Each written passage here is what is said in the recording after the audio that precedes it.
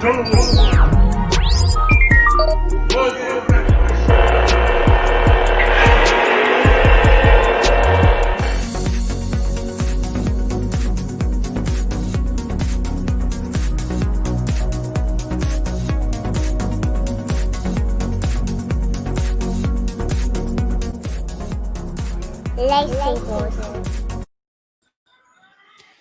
It is Saber time. Welcome. Welcome to Saber time, Saber talk, sort of. We're going to fix a lightsaber.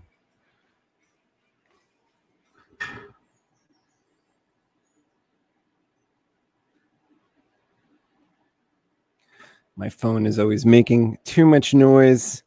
I've got Jedi Arms Dealer joining me right now. He's going to help me. He's going to help me with something here. I'm sensing a powerful mind. Welcome. What's up, Space? How are you? Oh, hanging in there, man. It's been drama city. You're in your area? Yeah, man. All the smoke and had a shower blow up yesterday. That was fun. So I got to fix that myself since I don't want the plumber coming here. Oh, geez. Yeah. Good times. Stuff like that takes me like the whole day when I have to Thank fix you, something Amazon. Like that. Oh, yeah. Yeah. They had all the right parts. Good times. That always helps me. Whoa, a new toy! Can I play?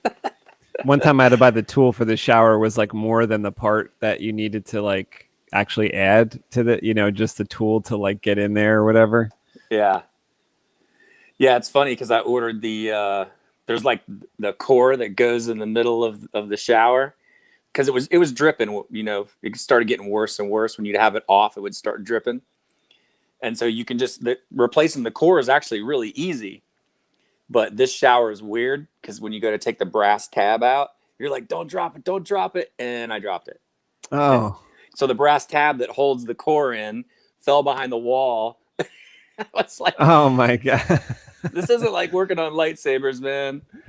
And, no, I constantly drop stuff when I work on lightsabers, and I have like a rubber thing I stand on, and I think the parts bounce around and they bounce places I can't find. Oh yeah, that always happens. Yeah, they'll hit the carpet here, and I'm like, really? With the flashlight on the floor. Good times. So you good? Yeah, I wanted to talk about this one thing that I find just utterly disturbing for a second. Like, This is just what I think is wrong with Star Wars. Like, look, this is like an email from Star Wars. It's like, look, do this Darth Maul DIY thing at home. But like, look at the way that Darth Maul looks. It's like a kite. It's just like just look at his expression. Like, it's like a, I don't know. This is just awful. Like, couldn't they have made it look like a cool Darth Maul? This is like a smug, like soy boy Darth Maul. This is not cute. You know what I mean? No. This is ridiculous. Like, they got the Ewoks. This is what's wrong. This is like some other project. Like, learn to sketch the Ewoks. Okay, that's fine. Can you quote the villain? Okay, but like this is just. Oh, this is just terrible, like I had to show you like the hood thing's pretty cool. Like the way it's like folded like origami. That's the only good thing though. Like, why'd they have to draw the Darth Maul like this? Is this a Disney thing? It's in Yahoo. Yeah, it's like a start, like as soon as we got sent home and they did the whole stay home thing, they sent, things like, oh, look, like do this at home. But I don't know, some of it's like stupid. Like this doesn't make Darth Maul cool. It takes something away from Darth Maul. Don't you want Darth Maul to be that cool ninja assassin, that like Sith assassin? You want him to be this smug, like jerk of a thing? I don't know. Anyway, yeah, he looks like he's hiding behind a black napkin or something. It's just it's. This is one thing I thought was pretty cool. So, as far as Saber news goes, this is an email from Corbanth. And look at this hilt. So you probably know the hilt from either Rebels cartoon or maybe it's in the Fallen Order game too. I think maybe because that whatever she's called, the sister has it. But anyway, second sister. I did see second this. sister. Mm-hmm. So do you see how it folds in half to become like that one blade, that one-sided blade one, or it's this full circle blade? This is sick. I want to say that I don't remember if it was this run or another company was doing one with like a black edge with the Arabesh, like, because there's another company coming out with this saber and they claim it spins like around the circle. I'm like, I don't know how they're going to do that. I want to see the engineering, but they're saying so. People are waiting for this other run. Sorry, Corbanth, I'm probably spoiling it for you guys. Well, the Corbanth has that writing that you're talking about. Could it be this one that spins? It doesn't say that it spins right here, though. But. No, this one I know, like you said, folds in half. But there's another run from another company. I can't remember what it is. I just saw it the other day. And they claim it's going to have some type of engineering in it where, I don't know, I think the circle is going to spin around. I don't know how they'll do that. I'm not sure. I don't know if it needs to do that. Like, this looks, first of all, it looks dangerous. Like, I could hurt somebody with this if I was like walking my dog carrying this thing and someone came up to you. Yeah. Yeah, this is bad. But it looks cool as hell. Like, I almost, I considered, but it kind of happens to me a lot where I like look at a new saber that's coming out. I'm like, I commit to that in my mind for a few seconds or minutes, and then I'm like, I have to back off. I don't know if you do that, but like every single saber that I kind of like, I'm like, all right, buying it, and then I'm like, oh, I have the second thought. I'm like, oh wait, like how many sabers can you really get? But this is look like something special. Like if you made this double bladed, it looks pretty short. It looks cool for sure. Because it piqued my interest. Have they come out with the pricing on it yet? I don't even know if I got that far as to like click on it. Let's see. Right. Click here for the gunmetal ring. There it is. The black ring empty display version with the gold box and collector card. I think that's the limited one. I think it's 409. Okay. That's not bad. No, that's a lot of metal. Because you know how much like it's awful to like make something like this. Actually, let me like just to make anything, it's so hard. I mean, just to have somebody else make it for you, it's pretty nice. Absolutely. I do see how it folds in half though, like you're talking about, how the two half circles come together on the one side. Take a look at this. I think you would appreciate this. Like, is this a place for like LEDs? Like a little strip of like. Yeah. That's pretty cool, right? Yeah, I'll put some 35s behind there and game on. Maybe I'll get this, send it to your house, and we'll share it. We'll like cut ourselves trying to fight over it, like it's the ring, and I'm the cousin, and or like I'm Smeagol, and you could be the cousin. Yeah, the wishbone saber. My precious. Talk about sharp edges. Yeah.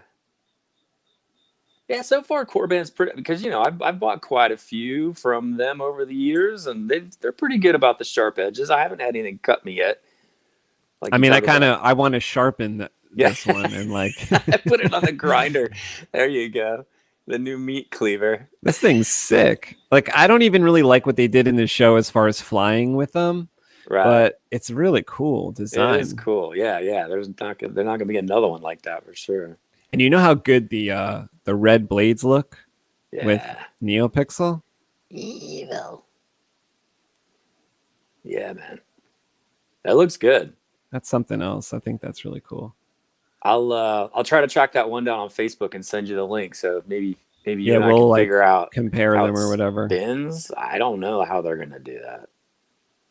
Yeah, because I think like to have it spin, it might have to alter it wouldn't be quite this design right here, because the way this thing's like connected to the emitters, I don't think that's possible to do if it was going to spin, because then you'd have like a disconnect between the that's what I was thinking. How would you do that unless it rides on like blade? Like I could think of one way, but nobody would do this. This is insane. Like put like 3 riders like it's a train tracks. Exactly. And that's the only way like it could ride along the thing with like 3 little wheels that connect the power the whole way. But NeoPixel's picky. It won't. I don't know. But you know what? I thought that like the pogo pins wouldn't really work. That's like, and then they turned out to be, that's what I use all the time. So I thought the pogo pins would like not connect well, especially with NeoPixel, but they do. So who am I? Yeah, but the train track concept, you're right. If just that data has to like lose connection for just a microsecond, and like the data's, that's it. It would done. Like go rainbow or something. Right, exactly. It would just, or some wacky color. That's kind of what I thought would happen though with the pogos, and it never happened. So imagine it was like rails, but they were like pogo rails. It just like it had a spring to it. I guess that you could do it that way. Unless there's some type of rollers where they with springs behind them or something where they never lose tension, but they can roll. And that also might be like too complicated. Brass. Like I might be overthinking it. Like sometimes it's simpler than you think to have something do it. But this is like looks compact. I like this.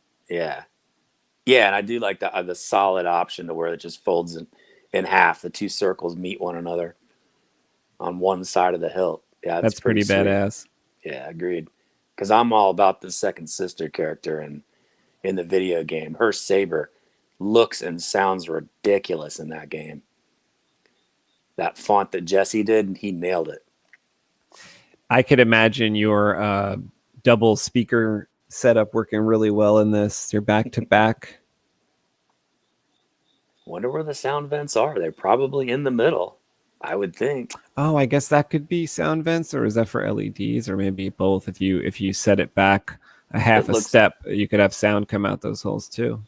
It does look like a red filter where light would come through that if you set it up with NeoPixels. I hope that's what it is. That's badass. Yeah, I don't know where it would vent the sound yet. They don't give you close-ups of the center unless those holes on either side of that red strip.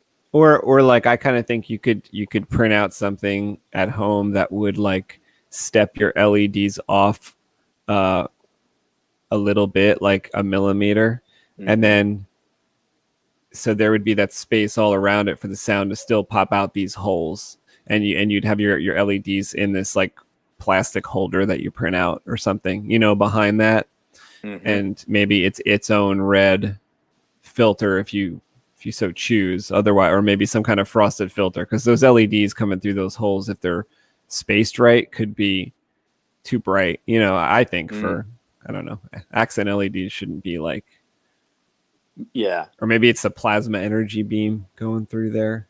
Oh, you could have a lot of fun with that if that's a window. That's pretty sweet. Is it the red? Is there any way to tell if it's a red strip on both sides of the hilt?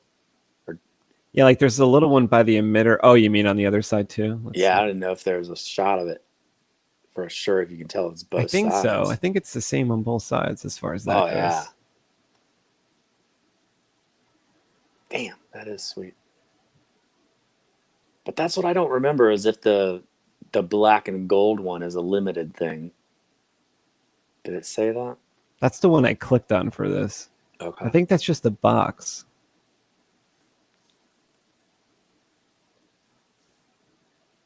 Pre-orders through September 20th. Yeah, I don't know what the gold thing's about. It's some kind of special box. I don't think, and someone correct me in the comments if I'm wrong, I don't think anyone's attempted this Saber yet. Do you remember any past companies doing this one? I've not. Yeah, I've not seen this before. It kind of took me by surprise when I saw it. Yep. Yeah, but I didn't know the pricing when I saw it the other day. Welcome, Melissa. Welcome, hey, TK, Melissa. Boomer Fun, William J. Thanks for joining us. There might be some time where I leave, but I'll be back ASAP. Thank you.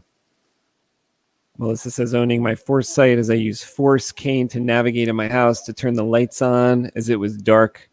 So I used Force sight to navigate along with my cane. You know, back in the 80s, there was commercials for the clapper. I wonder if that's still around. That would be convenient. Yeah, I've always wanted one of those. I don't know where they went. Yes, it is, Melissa. How you doing? Oh, I hope the video's not blinking out. Let me know if anyone's experiencing that. We could try to fix it. I don't notice that. Cole Weathers, thanks for being here. Hope What's up, everyone is Cole? safe and sound in this crazy year. This crazy year is almost over. Oh my It's God. already past the middle of September now. This is Let it- crazy. This is let like it the be fourth over. quarter already. Yeah. What happened here? RIP HexEck Saber's YouTube.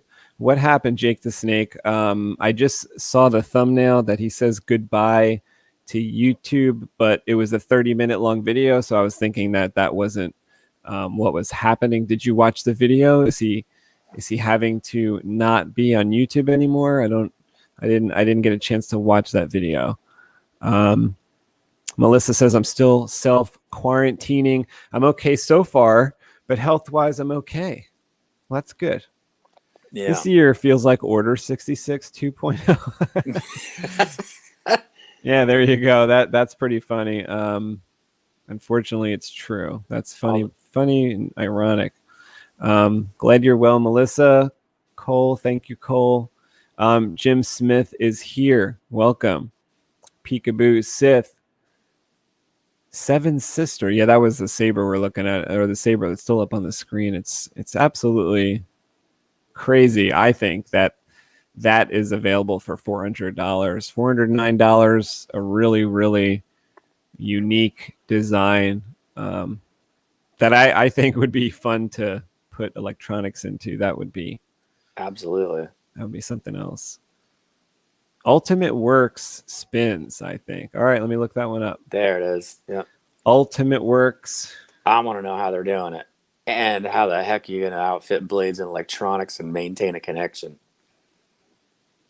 I don't know. That's so weird.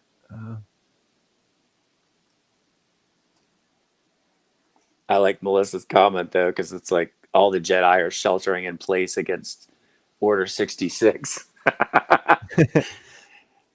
They can't find us. Okay, let me go to their website because I don't see. I'm not coming up with a search for that.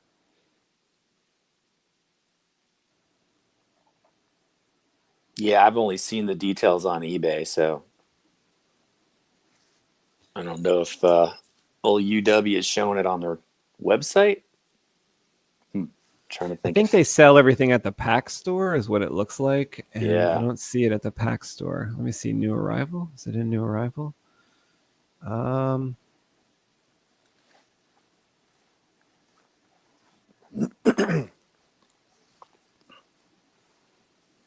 Ultimate Work stuff is usually pretty affordable. I couldn't imagine it being any less than. That would be weird if it was, because like a lot of their stuff is like $249. That would be weird if it was like cheaper and it spins. I don't know how that's gonna work. Yeah, I don't either. They weren't giving. I mean, that's smart. They weren't giving away any trade secrets.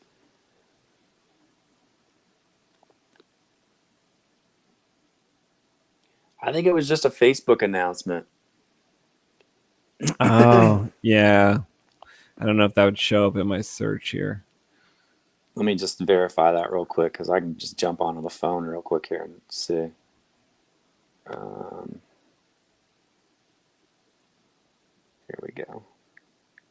Oh, it's called The Spin. Okay, let's look for that. I looked up Sister. I looked up Seven Sister. I looked up Ultimate Work. Let's look up.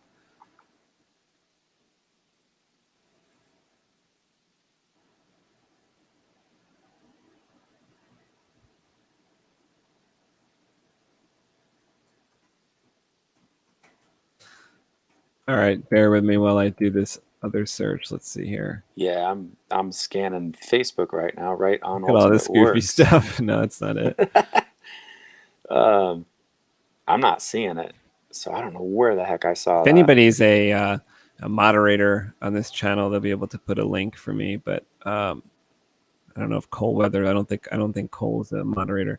All Inquisitors, Circular, Saber, Hilts have something unique to the brother-sister personalization. Oh, maybe it involves the size of the saber or the writing on the side.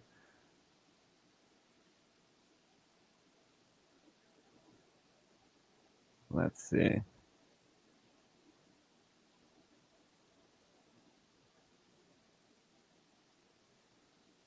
Love it. We got some people in the chat.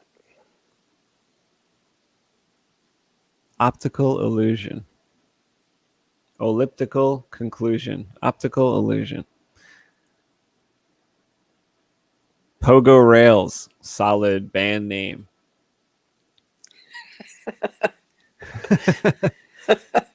I like that. Jim Smith says sadistic thank you is also a great band name. Has anyone else seen the new paper thin addressable LED panels? They are awesome. I think we touched on that a little bit last time when we were talking at the very, very end. Yeah, about an HD roll-up soft blade. And then you had sent me that like meme, which was like from another country. So we think someone may have saw the video and then made like a meme about it.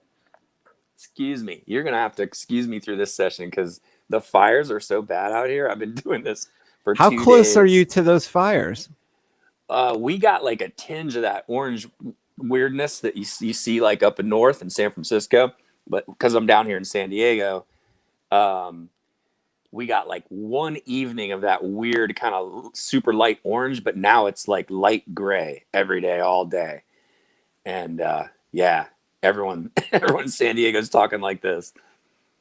It's intense. Damn, I saw that the fumes or whatever, the smoke was going to Hawaii. It was going like to real far away places. South Dakota. You've already got like a lung issue, and you don't have your back to tank. It's out for repair. Right. That's a problem. I need to get one of those. Oh, the video is blinking and loading. That's an issue. Maybe I could shut something down on my end. Let's see.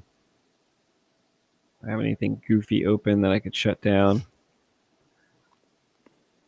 There's a couple of goofy things open. A lot of tabs are open. Let's get rid of some of these tabs. Okay, let's see what Jake the Snake says. Yeah, Hexec is laying dormant in the Saber community, choosing a life, job and stuff. Exactly what Shamim is doing. Deleting all Saber relations. Deleting. And staying active as a hobby. Okay, well, wish him the best. Yeah, man. Tough times. You don't have to do a lot of videos to be active. There's times when I go through like not doing that many videos. Sometimes a month goes by without a video. I don't think he has to feel bad about that or stop his channel. But he could do whatever he chooses. Ultimate Works. Okay, it's Ultimate Works. Well, we'll find it eventually. Yeah, I'm not seeing anything about it on their Facebook site at all. Yeah, speaking of YouTube posting space, I just looked the other day. I haven't put a video out in 7 months. I've been working hard on Sabers. Like, you're busy working. Yeah, because the two on my bench are like marathons. Oh, take a look at this. Yeah, I'll show you something. Jim Smith says Washington State has fires too. And this is getting crazy. Like, what is going on out there? That's unbelievable. I was just standing out on my porch today thinking about how lucky I was. The air was clean. It was a nice fall day, a fall crisp day. And I was thinking, about everyone in California and having to breathe in the smoke. That sucks. Steve, what's going on? ST Productions. He was here. What's up, Steve? A couple days ago. Steve was here on Saturday. Steve is having a little bit of trouble with his Saber, and I wanted to tell him that I think from the pictures, it looks like the negative wire on the Proffieboard that how the Jumper. 5 at that jumper. Yep. Steve, it didn't look like you had that jumper. That I thought we kind of pre-soldered the pads when you were here, and then when I looked at the picture, I saw a wire coming off of where connection should come off of, but I didn't see that jumper. And there was another issue too, which is there was a double up on the wires. I think it was your main positive. And what I would suggest doing is either connect one wire on the top of the board and one wire on the bottom of the board, or have a single wire coming off of the board and wire it off to 2. Don't double up, because it gets messy and it looked like something could be touching something else there. So only one wire to a pad. That would be my recommendation. Jake the Snake says, I'm between a brick wall. I'm trying to find somebody to work with me. I have a spending budget of $1,300. I just want a staff with Neo blades and CFX smooth swing. So let's see, like one of the least expensive double bladed hilts that I've seen recently was that one we were just looking at $400. So let's just take that as a starting point. Then you need 2 CF10s. Would he need 2 CF10s? No, because now I haven't done it, so I don't know for sure. But now that Irv has activated the LS2 pad with delayed ignition settings for Quillians, technically you could use a single board and just have delayed ignition on a double bladed saber. Now you wouldn't be able to operate the blades independently.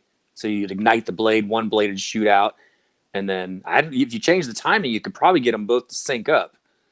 Or just have one blade and then the other blade shoots out like a half second later. Yeah, there would be that option to use one board for about $100, right? And then or use 2 boards at $200 to support independent ignitions and stuff, like independently lighting one side. Of course, you could independently light one side with one board by simply not having a blade in the other side. That would be one way to kind of trick it with NeoPixel, right?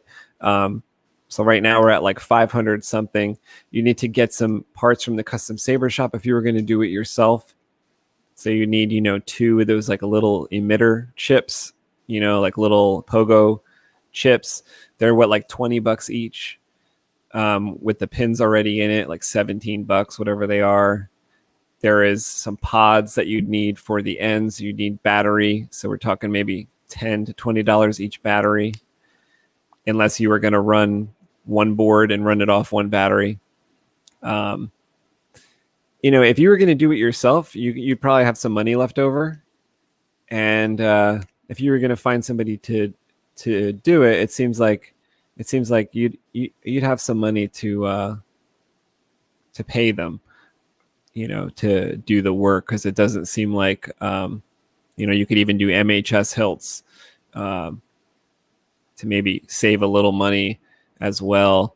Do like an MHS double bladed saber and have enough money to pay somebody to help you out. Have you seen the new Maul on Corbanth Space? It's got like remember how the master replicas, when you split them apart and you put the other pommel on, it had like the red crystal on the end of it? Yeah. Corbanth came out with their own version of it. It looks really good. I think it's $350. I see Bastilla Sean. Because I've got the old Corbanth. I see what you're talking about. $350. Yeah. Wow. That's a nice update of that hilt. Because I've got the old one, and then I've got the ORKR that's all one solid piece. But I haven't. Yeah, I would say this is like more of a classic design too, because it's from the prequels. Right. Pretty classic right here. To get the Darth Maul, $350. Yep. So Jake, you might want to start with, depending on if you know what you want, you might want to start with purchasing hilts and then find somebody to like work on them. Yeah. That might be one way you could go, unless you're looking for somebody to actually create you some kind of custom hilts. You have to find out which maker you like their designs or whatever. But if you're looking for a double-bladed lightsaber in particular, you might want to look into getting it first. There you go. See how nicely those are machined? That's nice, dude. Yeah. And that would be something like you would have that idea and spend an entire year like making that happen. This is something that they've made a lot of.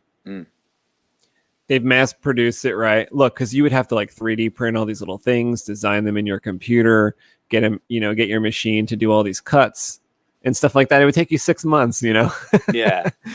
And they have it here. Yeah, with sound holes and brass pins and everything in there. Yeah. It's sweet. It's so nice. I mean, you might have found like a more real jewel or something, but this is just incredible for what the price is. Yeah. So something like that, and something like this works awesome with NeoPixel, because you just get your installer to put like a NeoPixel or 3 in here, and you're just gonna have a blast when you see that it's still active. It's like broken apart, but it's still functional because you have like lights out the bottom and stuff. It's and I believe that one comes with a real coupler, like a threaded coupler, because that original Corbanth double didn't. Remember, you had to buy the coupler after the fact from TCSS. He made one. Yeah, and we're talking bummer. about a very expensive. That was a very expensive Maul Saber. If we're talking about the same one. Well, no, I'm talking about the original Corbanth. Okay. Like, I don't know, 4 years ago. They had one that split in two, but it had like a black metal sleeve with 2 screws that would hold the whole thing together. It wasn't threaded in the middle. So you had to buy a separate coupler from TCSS that Tim, I think, made up. I think they were like $30 or $40 for a really nice slim coupler, and then you could thread them together. But I think that new one you just pulled up comes with a nice threaded coupler, so that's sweet. That is pretty awesome. All inclusive. Yeah. All inclusive deal on that one. Mundo is here. What's going on, up, buddy? Mundo? Good to see you tonight. Mundo was on my comic book stream last night. Nice. Probably, and the night before. I don't know. We did like a couple in a row, I think. Maybe. I don't know how many in a row, but thank you for being here, Mundo. Let's see. I think I saw Steve say something. Let's see. I think the negative is jumped on the rear of the board. The only reason I doubled up on the positive was because for some reason I couldn't get it to attach to the underside of the pad. Well, then this is what you do. You take one wire, right? One wire coming off of the pad, and then Y it. Make it come off into 2. So don't attach 2 to the board, especially with this NeoPixel stuff where you need like 26 gauge, 24 gauge wire, and you're trying to double it up on this little pad. It's not the best idea. Come off with a little bit of wire, and then Y it. If you've only got access to one pad. That actually brings up a good point on the CFX space, because you know how the big boy I'm working on came pre-wired and kind of ready to go? Mm-hmm. It kind of has a small switch, like a power switch on it. It's like a slider, right? Like an up-down latching? It's an on-off latching switch just for the power. So what I don't know is, like, okay, with Proffi, you can kind of do some cool things with the switches, where you can run like a single 26 gauge positive to the positive on the Proffieboard through the switch, but then you want your positives to come off the battery and go to the positive of the NeoPixel connector, because that then handles most of the current. So you don't have to have a high power amp switch on the Proffi. So you can just have a little bit of current going through the switch, and then most of the current is handled from the battery positive to the NeoPixel connector. Does that make sense? I don't know if you've seen that. Are you worried diagram. about Yeah. are you worried about the longevity of the switch or something? A little bit. And so what I'm wondering is can you wire the CFX that same way you can wire the Proffi? Where you just like a smaller gauge wire to the switch, but then battery positive goes to the NeoPixel connector, and then that'll handle the load. I was going to go on CFX and ask the question, but I didn't know if you'd come across that yet, because you're probably using kill keys, right? Yeah, And but those are I've fine. used switches a lot too. I just buy the high amp little mini switches from like the KR website. It's where I think TCSS has them now. Yeah, I have 2 of those high amp ones here, but there's no way they're going to fit in that switch box. So that's why I'm like, maybe I need to find out if I can wire the CFX the same way. I'm thinking yes. Yeah, to take the load off that switch, right? It doesn't hurt to ask Irv through email. He might be familiar with the lightsaber itself, because I mean, familiar with the look of it, because it's a pretty nice saber. It's a really nice saber. Melissa's World says, I saw this guy in the saber community called DX Sabers, and people are calling him a scammer.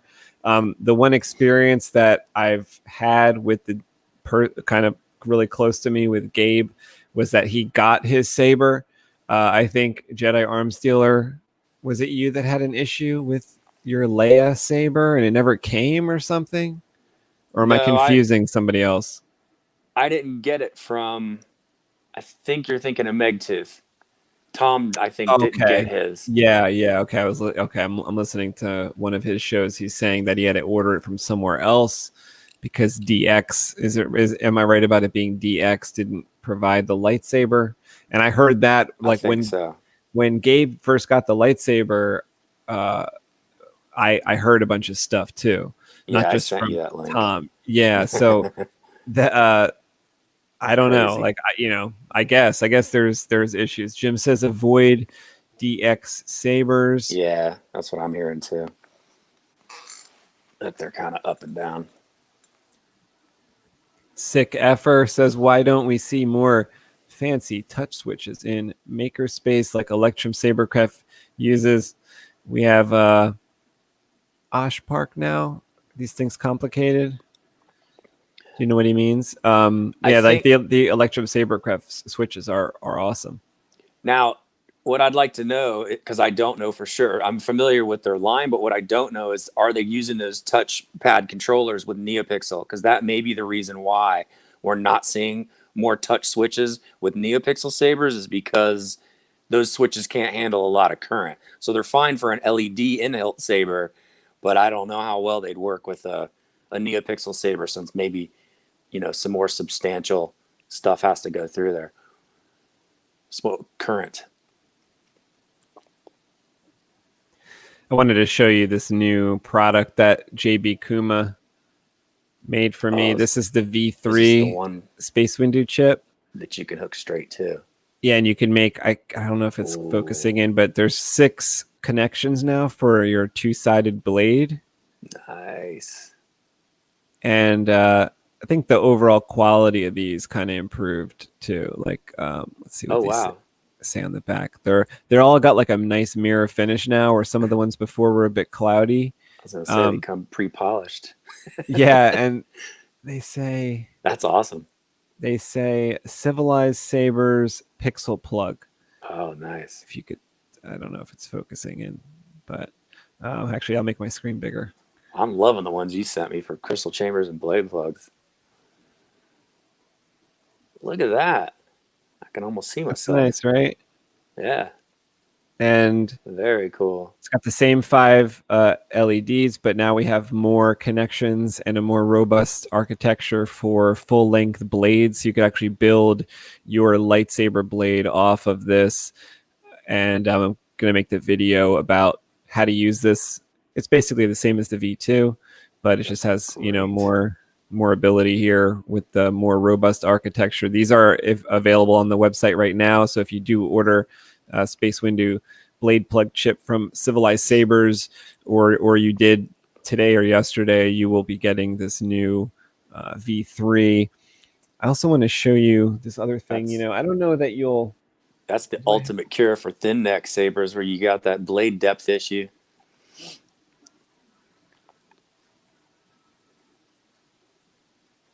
Let's see. That's a great idea, Space. So I'm actually selling these as well, even though I don't know how many people are going to want to make their own TriStar. But this is a chip that just makes a TriStar blade easier to make. So oh, you did it, where you can solder the strip straight to it. yeah, Is that what you did? Well, he did make it that way. But the way I'm going to use it is just so I don't have to wire off. Like, see, there's 9 connections here rather than 6. So are you still going to use wires? Yeah, I'm going to use little Okay. wires the way I do it. But you could, if you wanted, like, to get this chip, or if you need it, I'll send you a couple. You might have other ideas of like what else to do with it. You know what I mean? Like having 9 connections might spark some other idea for you. But if you got the same side here that is just going to be your blade and connector, but if you wanted to have 3 strips, I'm selling this as a kit with the actually I'll show you this piece.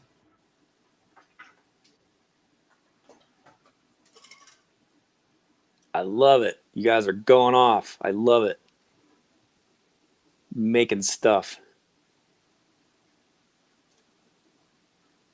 I found a new piece of balsa that is so much lighter and is like the perfect width. I was wondering. I think Chaz Wilson can thank you for this link, which my order finally came in from China. I was waiting for a really long time, but this is a perfect triangle formation for the 35-35 skinny strips. So if you want a TriStar kit, you'll get the TriStar chip. You could wire to that however you want. You could put a resistor there or not, and then I'll send you enough balsa, which ends up leaving really no shadows when you use the 35-35, and it's so light. It's like as light as a feather. It makes it almost as light as a dual star. Really, really lightweight the way that they're made now. So I wondered if that's because I think you were using the acrylic before. I was like, I wonder if you found some balsa wood. That's awesome. Yeah, this is like super light now. When I was playing with the first 2 that I sent away to the customer, I was testing out those 2 really recently. I couldn't discern which one was a TriStar and which one was dual star just from the weight. That's how light it seemed to be. So wow, that's awesome, Space. Nice work.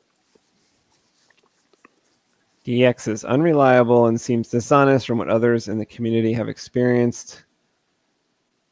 Oh, thanks, Jim. Yeah, the new chip is so nice. I was building a blade. Actually, I have these 2, which I won't be putting available. Really, they're kind of just for me to use for my regular blades. So this is just like a TCSS chip, but it's just like my proprietary type of chip with the white PCB. It says Civilized Sabers. I'll just make my K stars and my dual stars with that. Thank you to JB Kuma for hooking me up with all the sweet designs.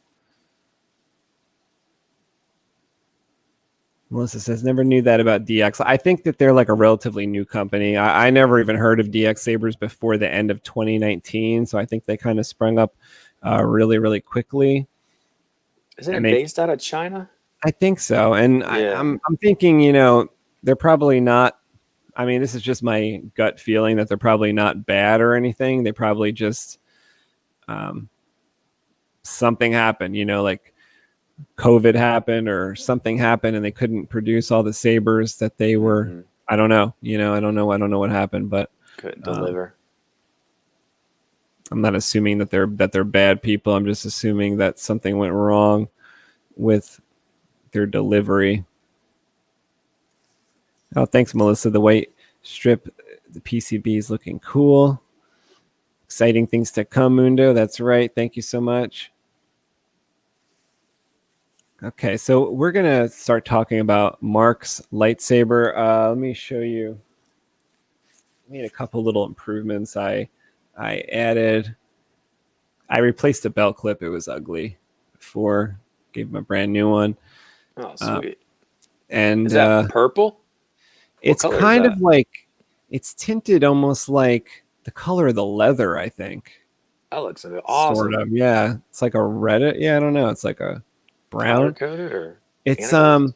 it's got a coating on it that's like a PVC because the previous one I had the metal clip directly touching it and tight enough that it could be like it would stay and stuff, but it rubbed off some of that PCB. So I got another triangular clip because Marc wants triangular. And this time I put some aluminum tape in between the clip and the and the PVC itself, so it kind of can't come off now. Also, Nice. I got the new button set. It's not glued in yet, but it is the brand new double buttons from. Let's see, can you see that from Etsy? Okay. Whoops. Yep. I think I put on mute. And yeah, I think that's what I did. That was new. Okay. Were you able to get it to duplicate anything? No, I was. No, I ran the battery down. Well, I wanted to ask you first. Is that 5.0 out now, Yeah. or do we have to wait? No, I think it's even out of beta. I think it's ready to go. Okay. All right. So that's one thing I was thinking we could try, because I heard that the only thing I heard, like listening to like Fett's show tonight, was that took care of some of the issues with the KR strip, but maybe it took care of other issues too, like you were saying. Well, the one thing is that if a font maker or any one of the audio samples on the SD card are exported at 48K hertz instead of 44, it used to cause the board to glitch. So I guess pre 5.0, you'd have to go through all your font files and do get info on every single sound on the SD card to know that if one of them were accidentally exported at the wrong frequency. Whereas with 5.0, it just will not play that file. It just ignores it. Huh. So I think it's strange that it's happening on only certain fonts. So I was Yeah. like, you know what? Rather than doing a get info on every audio file on your SD card, let's just upgrade it at 5. That's what I was thinking. But man, if you haven't been able to get it to do it either, I don't know what to do. And then what I did right before the show, I kind of charged it up, but not all the way, just a little bit, just to see if I could like put it in the middle, and then maybe it'll happen kind of live here. So I'll like get up in a second to try that. But I wanted to read you, put some of his emails aside, because he says, ask Jedi Arms Dealer this, ask Jedi Arms Dealer about the speaker. So let me see what he said here.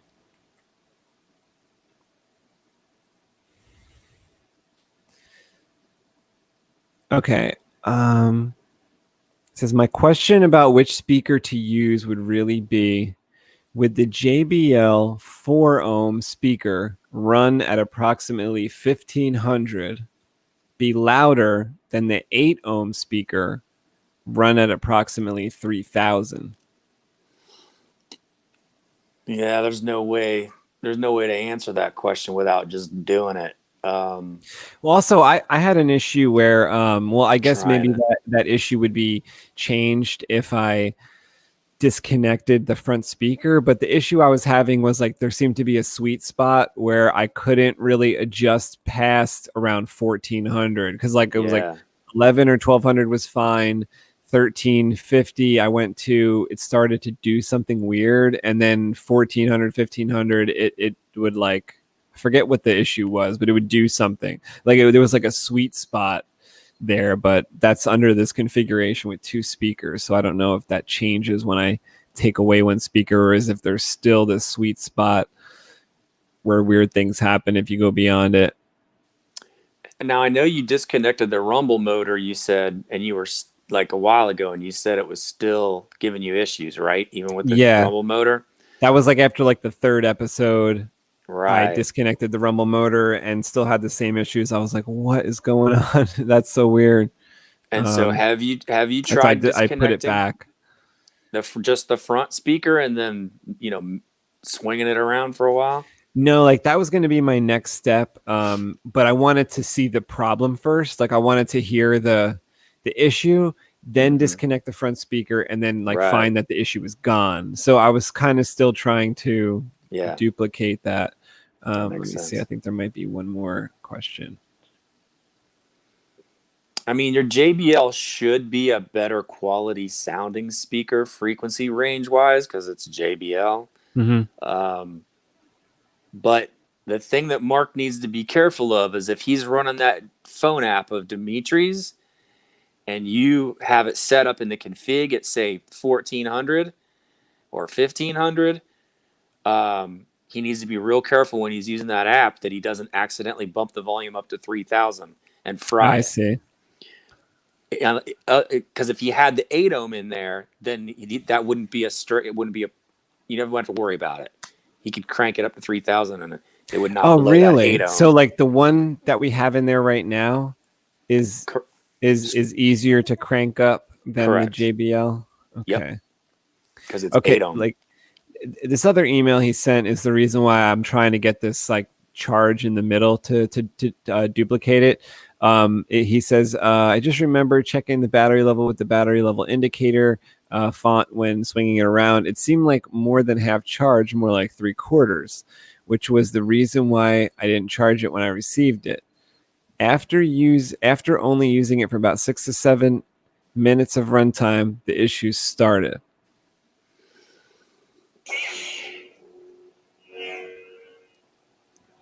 Yeah, but 3/4 down the blade space is actually getting kind of low with everything that because the way like a lithium motor. ion. Yeah. So the only way to know would be to know for sure is if he opened up the Force Sync app and looked at the voltage live. Then you'd know how really low it is. I see. So it is possible it needed to be charged when it got there. I mean, like a lot of times people say like the people giving advice like Irv and different people when they're advising people on their boards is 90% of the time it's a battery issue. Like as far as charging. Yep. Yeah, crappy sound and the board just doing wacky things you can't explain. Usually it's battery. I'm going to change my microphone to the Can you hear me okay on this session? Yeah, but you remember when I stand up, you have a hard time hearing if the Saber's screwing up on this mic, so I will change it to the computer mic.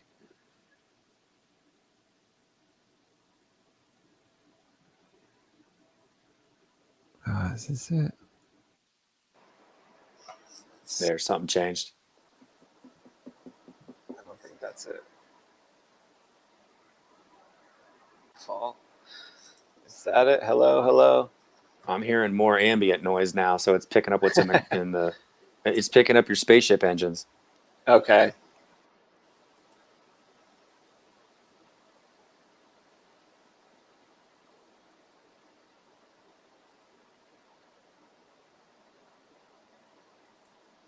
Let's see. Sick Fucker says, are there any cheaper alternatives to the TS01 high amp kill switch?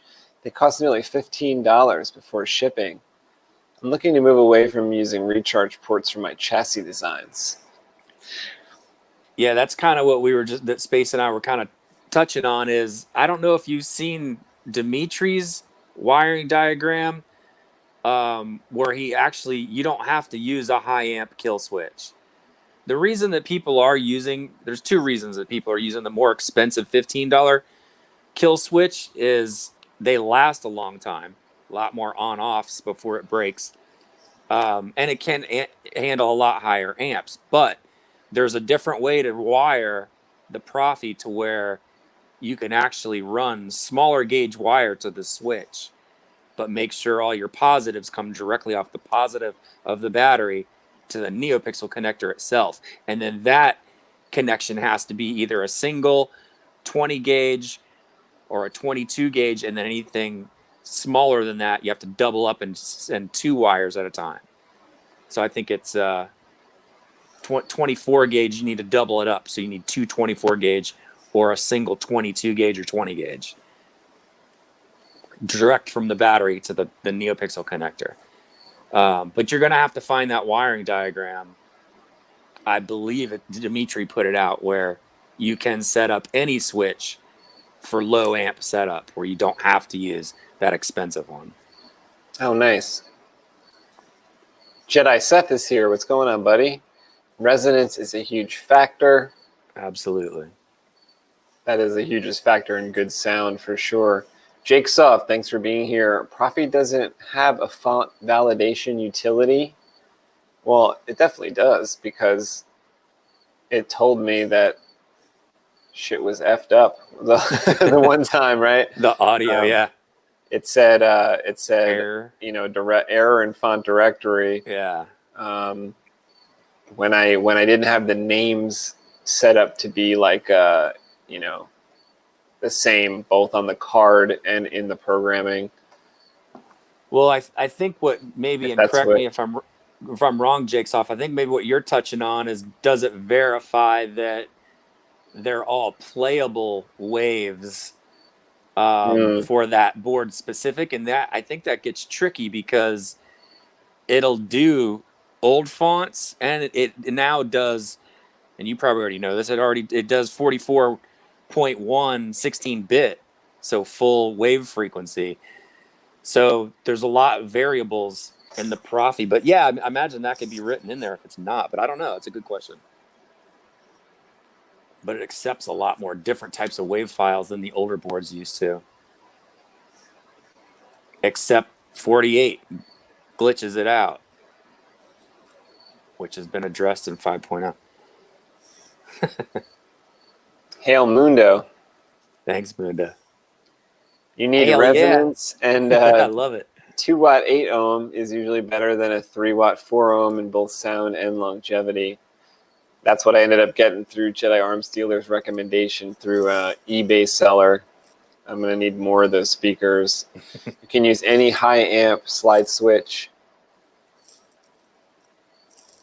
Yeah, check out for that, Dimitri. It could be in part of the Proffi manual that's always updated. I'm not sure. Yeah, I'm pretty sure it's in Dimitri's version of the Proffi manual, and it's on open source Saber group on Facebook if you want to join them. And also, I believe Dimitri started his own group recently that just discusses Proffi. So those are 2 good sources. It is possible, but absolutely no margin for error. You're like the video DJ. You got everything on hotkey command. I love it. I'm going to switch the font, actually. I think it's one of these red ones. He's having an Emperor, too. Is having an issue, he said. But we're gonna go to the 5.0 anyway. Okay. And I also just discovered today another thing I need to tell you about Space that I thought was super weird. I'll see if I can explain this really quickly. Okay, so you know how when we first set up Marc's Saber, you noticed that some of the font makers, the sound files were in subfolders? Yes. And some of the sound fonts were not in subfolders. I Right. just read today that it saves processor on the Proffi if they are in subfolders. So that's why the new font makers are doing that. Oh. Okay. So I know there's a mixture of that setup on Marc's Saber. So that's the thing about this issue, this glitch that it's having, is now I can't decide if it's a power, like the components are battling for power, or is it a processor issue? And so one way we can tell, there's no Fireblade effects on that now, are there? Well, do you consider the one that is for Aqua, the Yes. Aqua font, is that Fire? Because Because that's on here. If you left it in that state, then that is fire. And what's cool about having a fire blade effect is if you mash the auxiliary button a bunch of times, if you see that, or you smack the hilt and do a clash really fast, you'll see that fire slow down and glitch. And that tells you the processor is right on the edge of being maxed out. So that's either an indication of a slow SD card or this new thing I just learned about fonts being in subfolders. That could, yeah. So the plot thickens, right? Malcolm Tracy is here. Thanks for being here. Is that an amber blade? Well, it can be, because this is a photonic green where, like, for instance, the Ray font is amber. I'm about to let everyone in on the secret. Count Dooku. I'm all the Jedi. So Photon makes a really nice amber. Yeah. Really, really bright amber blade. Let's go to that. Let's go to that fire. Ben Solo. Second sister. Vengeance. There you go. Vengeance. Oh, that was it? I think I Yep. passed it. Damn it. The fourth Count Dooku. I'm all the Jedi. Ben Solo. Second sister. Is that it? We'll keep going. One more. Vengeance. One more. There. Okay. Okay, now smack the hilt and do a bunch of fast clashes and see if that fire slows down. Yeah. Okay. That tells me the processor's lagging.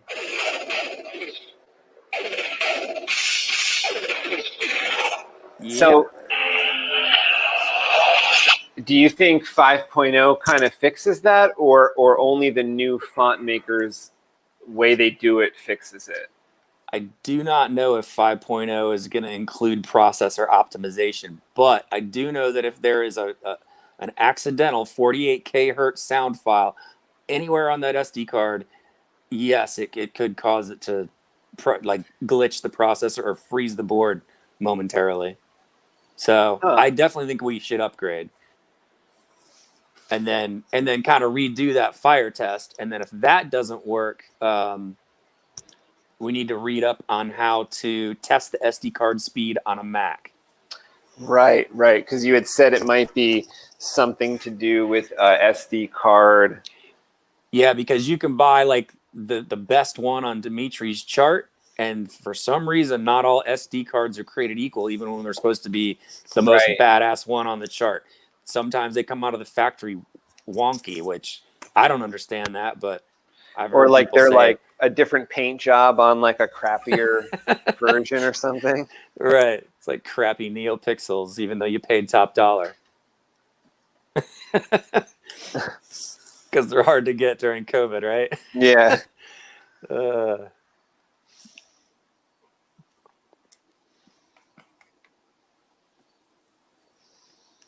Yeah, it seems like there's like new discoveries coming out about, the Proffi all the time.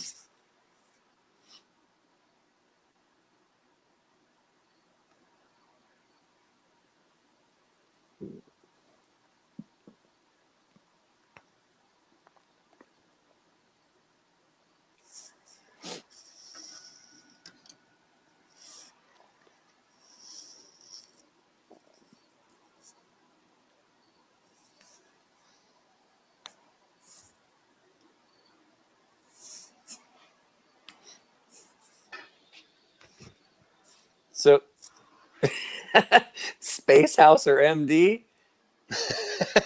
I just now noticed it. Is that because we're tracking down the rare diseases tonight? Yeah, we're trying to fix this. I used to love that show, man. I have to turn into a prodigy to make this happen. Right. It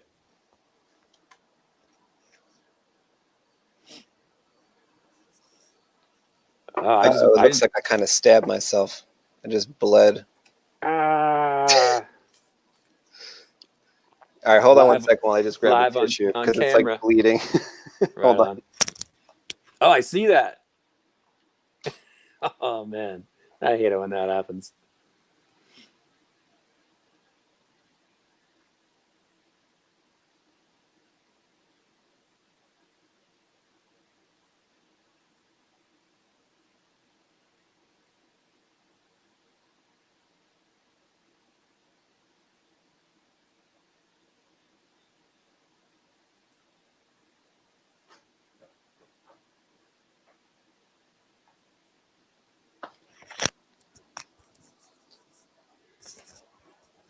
So for anybody wondering, that wasn't the saber. That was my tool that I stabbed myself with. But it's like I always stab myself, and rarely do I actually cut myself. There's like a lot of stabbings and very few cuttings. Right. We get tough skin over the years, huh? Like I can reach into the oven and grab like a hot piece of pizza, you know, from all the years working at a pizzeria back in my youth. So I usually have tough hands. Okay, now I got access here. I think I got tough hands just from working on sabers. Oof.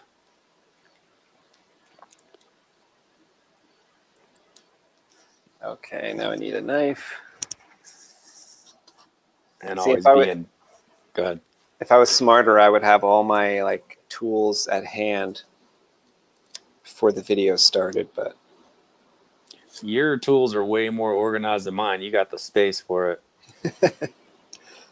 I pull out the big magic drawer and I'm like, where's that thing again? it starts out with a junk drawer. That's how the saber hobby starts. What's funny is I used a, I told you the core blew out on the shower. Yeah. And so there's the retainer pin, and you can barely get to it with the needle nose pliers and pull it out. Then you can pull the core out. Well, it's this horseshoe brass pin that holds the core in. And of course, I dropped it behind the wall. And I have the water off, of course, while I'm doing this. And I'm like, well, now I can't turn the water back on until I figure out how to hold the core in there with something rigged. And so I'm like, well, I got the micro mill. I could make one if I knew the dimensions. And so I was like, it's 1 a.m. I need to figure this out now. And so I made sure the core was pushed in all the way. And I went and grabbed an Allen wrench, one of the tiny ones, and fed it down through the hole, and then flipped the water on and said a prayer, man. And it's been holding for 2 days until the pin gets here tonight. Then it'll be fixed. But I was just like, please don't blow in the middle of the night. Delivered by 8 p.m. Yeah, exactly. I hope they're right this time.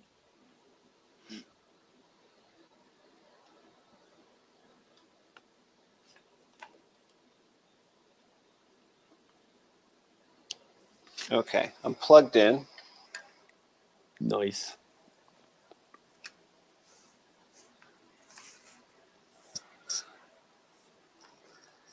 Okay, so how do I get to the specialty items at Arduino website? Let's figure this out. You're going to have to go to GitHub. I love that. You have to go to GitHub, I think. Yeah. And then, or just do a Google search for Proffi OS 5.0. GitHub. I haven't updated any of mine to 5 yet, but here we go.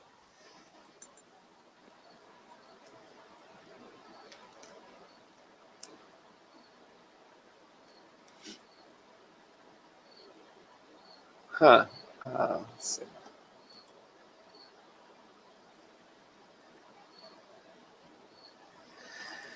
Let's see, Proffi OS 4.5. No. I haven't had to, because I keep finding them on open source, and so I wonder if you can get to the GitHub link. Oh, I know. Go to the Proffi 1.5 about page. So just do like Frederick Hubenet Proffi 1.5 Google, and then that it should have the OS right there at close to the top. I don't have my Mac on, or I would. Here, I'll show you where I'm at. You can tell Okay. me if this is right.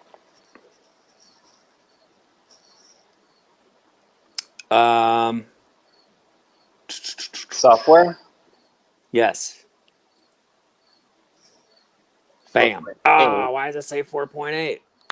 Like, I just watched Fett stream. He wasn't using 5.0 yet, but I meant to ask him, like, is it out? There? And I didn't ask if it was out. I just thought maybe it was out and he just didn't use it yet.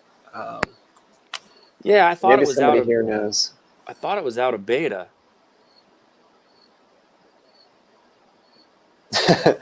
Jim Smith says, blood. Blood. I'd like to have you over for dinner. Space blood. Whoa,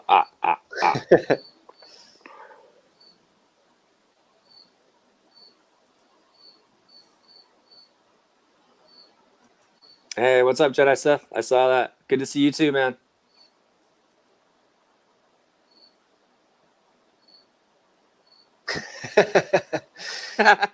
I think we're both equally slow. Yeah, it's been a weird year. It's crushing me and my production, that's for sure. But we're crawling along and making magic still.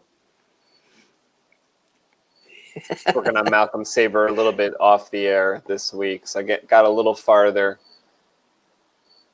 I thought I'd be to electronics by now, and I'm still not to the electronics.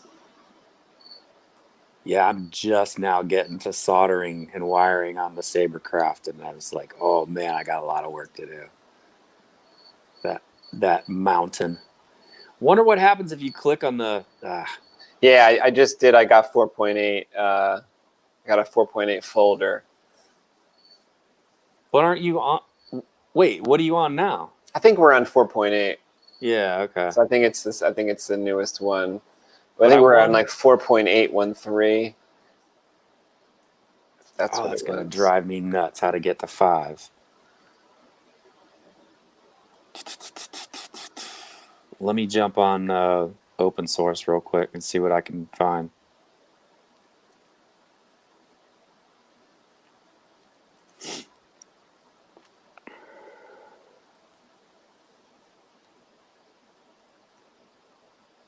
There we go.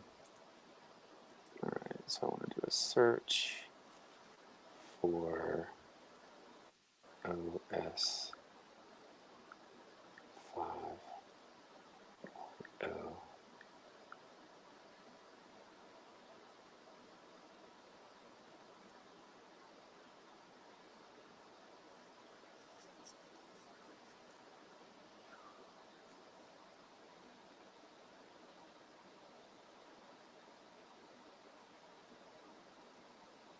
Oh, but I actually do want to see something here. I want to make sure that Marc has certain, because there was a few clashes that are happening too easily, so I'm going to check something. Oh yeah, we wanted to look and see if that 1 was a 3 or vice versa, right? Yeah. Oh, here we go. Is OS 5.x out yet? Looking to put battle mode smart lock up on my Saber. This was September 13th. Matthew McGarry says, no, it's still in alpha testing. You can track the progress on the TRA forums here. All right, so that's not quite That was ready 2 yet. days. Yeah, that was 2 days ago. Damn it, man. I thought for sure 5 was ready to go. My bad. Because I sent you that link and gave you false wave hope. Because that is a strange issue. That's okay. I think we might fix it in other programming method. Let's see. Because I know there was like a weird clash issue too. Well, actually, that fire thing I don't know how to fix, but this other thing might be. Oh, you talking about that it might be too sensitive? Yeah. Right. Like that fire thing's kind of out of my realm, but.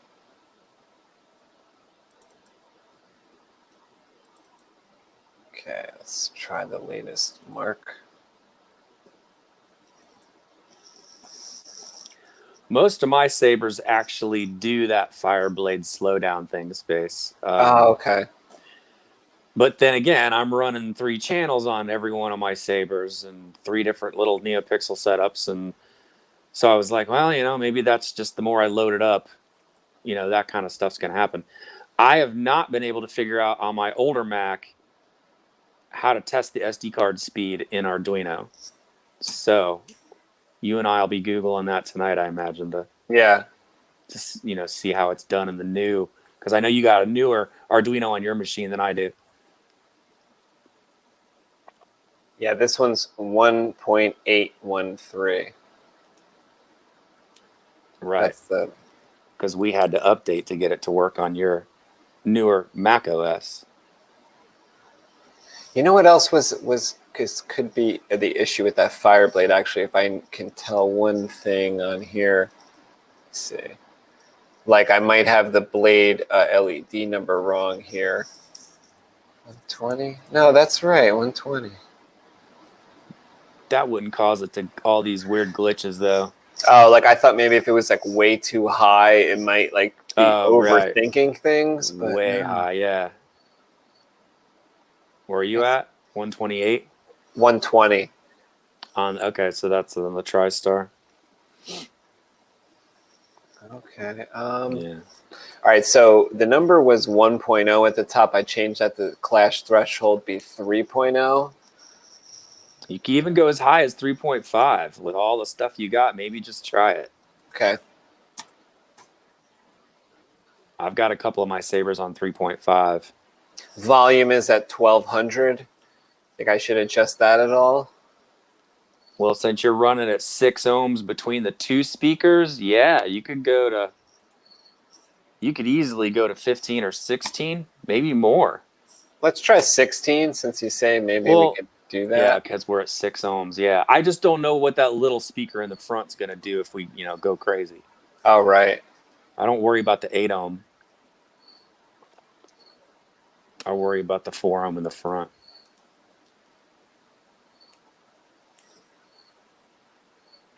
I'm just checking over the rest of the text here and seeing what's going on. And Marc final. Let's put that over here.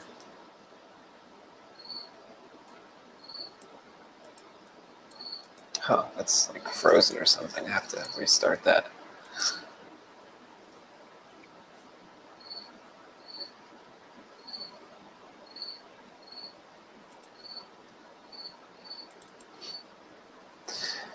Restarting Arduino, something I probably left it open for 2 months.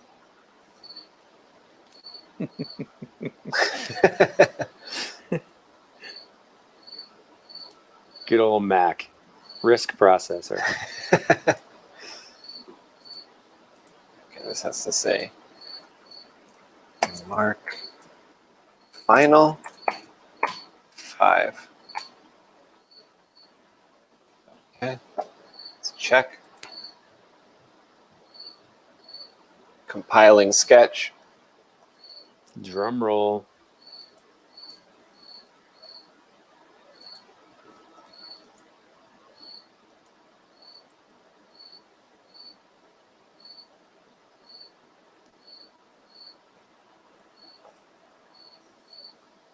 Jiminy Cricket says it's good to go. Beauty. Yeah, man. Okay, I'm plugged in, so I'm just going to hit it. And it sees the board for sure? Oh, I want to try that because that's true. The last time I did this, it wasn't ported. Okay, so let's do this. Check off that Proffieboard. Okay. Now I'm going to port it.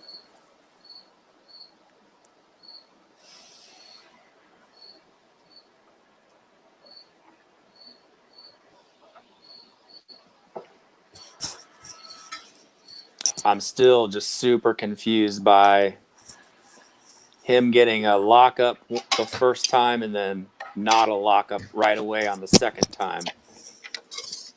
That is just freaky.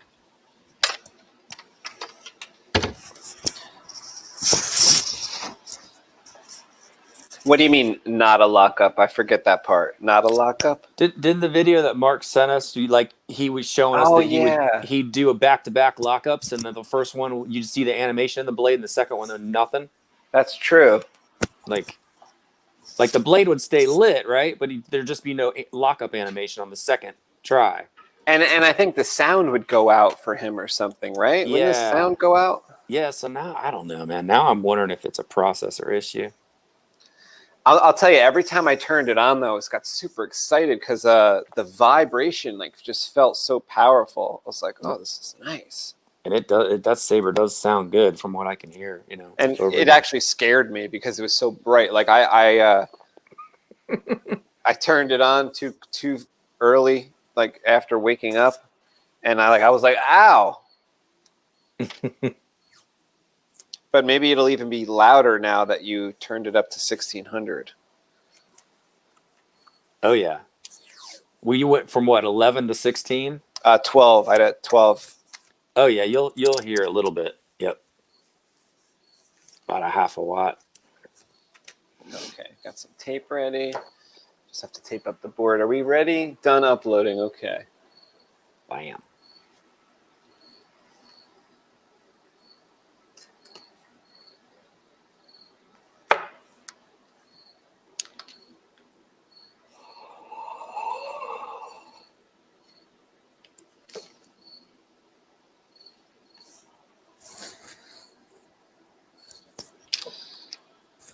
Mark will get a sample of my DNA. That's good if we ever need to clone you. Nah, I wiped it off. He should be safe. There's no hope now to clone SpaceWindu. The world will be much less zen.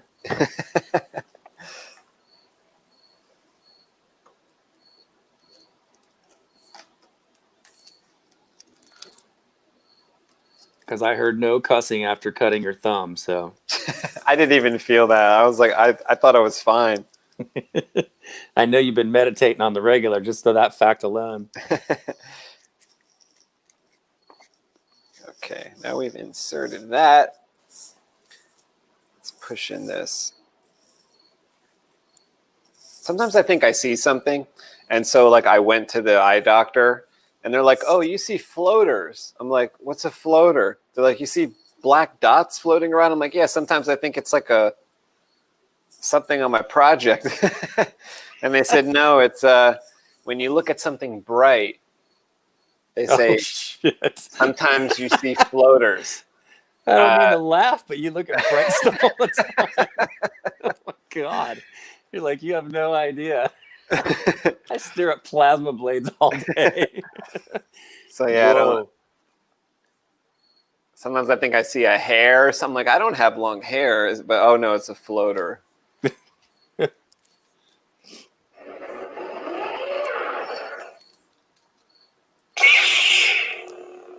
I think it's that louder. Sounded a little louder, yeah.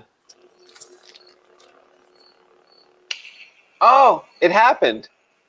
There it is. So as you could tell, it's buzzing, but that must be the vibration motor, right? That's not the speaker buzzing. And then the speaker kind of came on for a second when I turned it off. Let's go to so that's the first font. I don't even think that was happening to Mark on the first font, but this is when I was originally setting it up, like without you, certain days when I was just doing it alone, and I would adjust the volume up. This happened more, so I'm wondering. I don't know.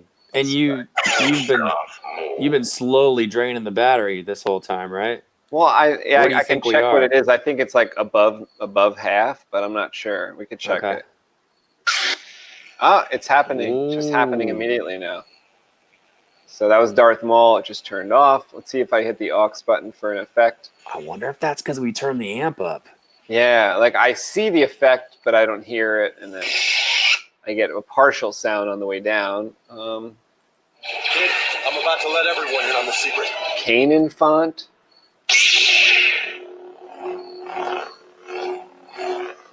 See if it's more responsive though.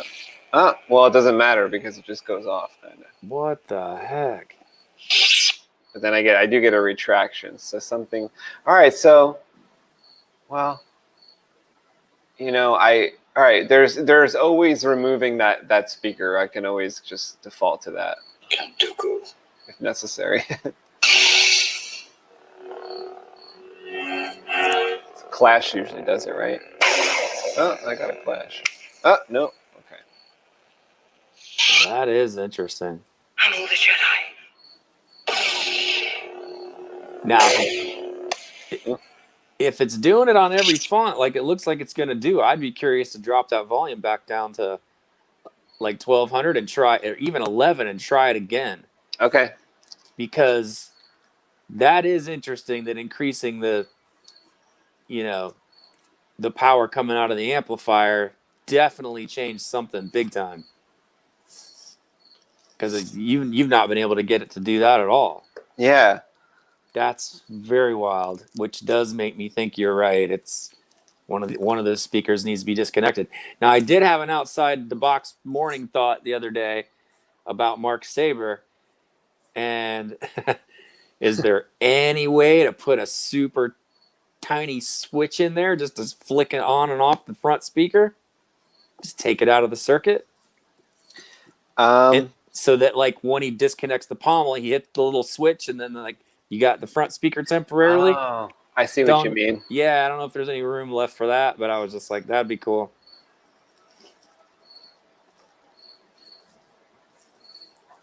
Tiny switch.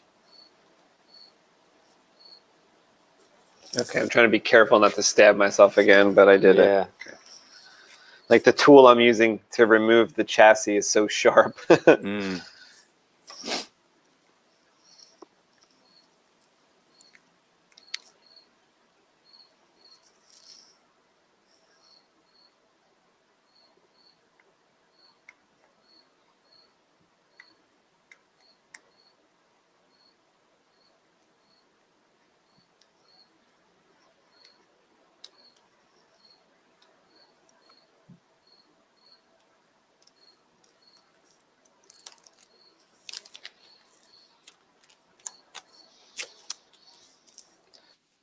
I will go to like 1150 and see if that solves me. Okay. Yeah, wouldn't that be interesting if you if that solved me, you think I should put the volume back up, but then remove the front-facing speaker? Yeah. I mean, yeah, if you're wanting to just nip this in the bud and get it back to him, that's, Yeah, because it's like the only switch I could really fit. I did put a switch there, but it's for the Bluetooth. Yeah, it would take literally. I should put two things on there. I should put the speaker and the Bluetooth. That would work. What do you mean? Like there's a switch there for the Bluetooth, which you'd really, I think, only use when you slide it off anyway. So then you could hit that switch and turn on the Bluetooth and on that other speaker. But I don't know. All right, let's see. But then you'd be running the two speakers and the Bluetooth at the same time while it's just sitting there. No, because you couldn't well, I guess if you shoved everything back in to use the Bluetooth, you'd be right. But I was imagining like you'd leave that pommel off and kind of adjust your Bluetooth in that mode, in which case there'd only be one speaker. Oh, I see what you're saying. But then would you be able to use the Bluetooth? You're talking about the ForceSync app Bluetooth? Yes. Yeah. But then you'd only be able to use the Bluetooth with the one forward speaker on? Correct. Right. Well, you could use it with both, but you would get this issue happening. I'm imagining. Right.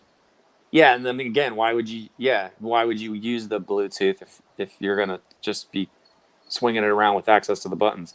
I see where you're going with it. Huh. It's a lot to have to know, like what doesn't work with what. And well, you've got that thing maxed out, which has been a great test for like what the Proffi, right, taking to the limit of what the Proffi's capable of. But whoa.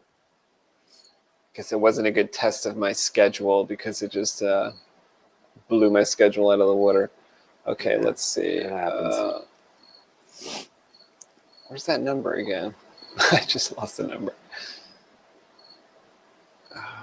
Should be at the very top, pretty close to like 1600 there. I see it. Okay. Yep.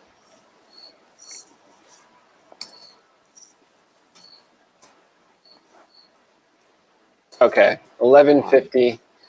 I will save. I'm glad you thought to try to turn that up, because that is night and day difference in that problem. Yeah, that was the way we got it to happen. I guess I didn't make any of those changes. I was literally just playing with it the way that it was, and I couldn't make that happen. Or there was a couple times I thought like during the font I was like, wait, did I hear something weird? But it would just continue on as normal. But you saw there that it shut off totally, or it stopped the speakers from working, or whatever the case is with that. Super obvious.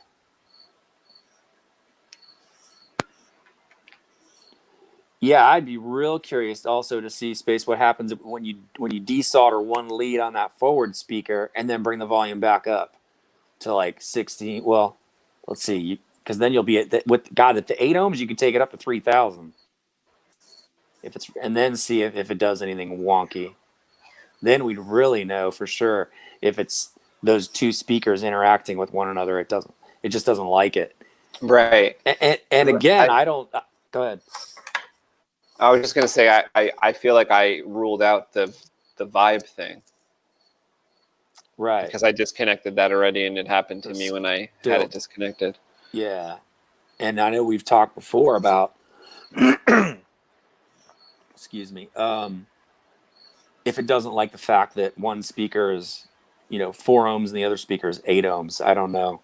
Right. I don't know. It's like we're trying for something louder, and then we just get punished. Jim says it's probably a RAM buffer issue with the cache. Okay. Sick Fucker says try a 2-stranded blade if you have one handy. Yeah, see, that's the problem, is I have to sand the end of the blade because of Marc's emitters. I have to sand it so much that it takes me like 4 hours to sand it because I have to do it by hand. I don't know how else to do it than by hand, kind of like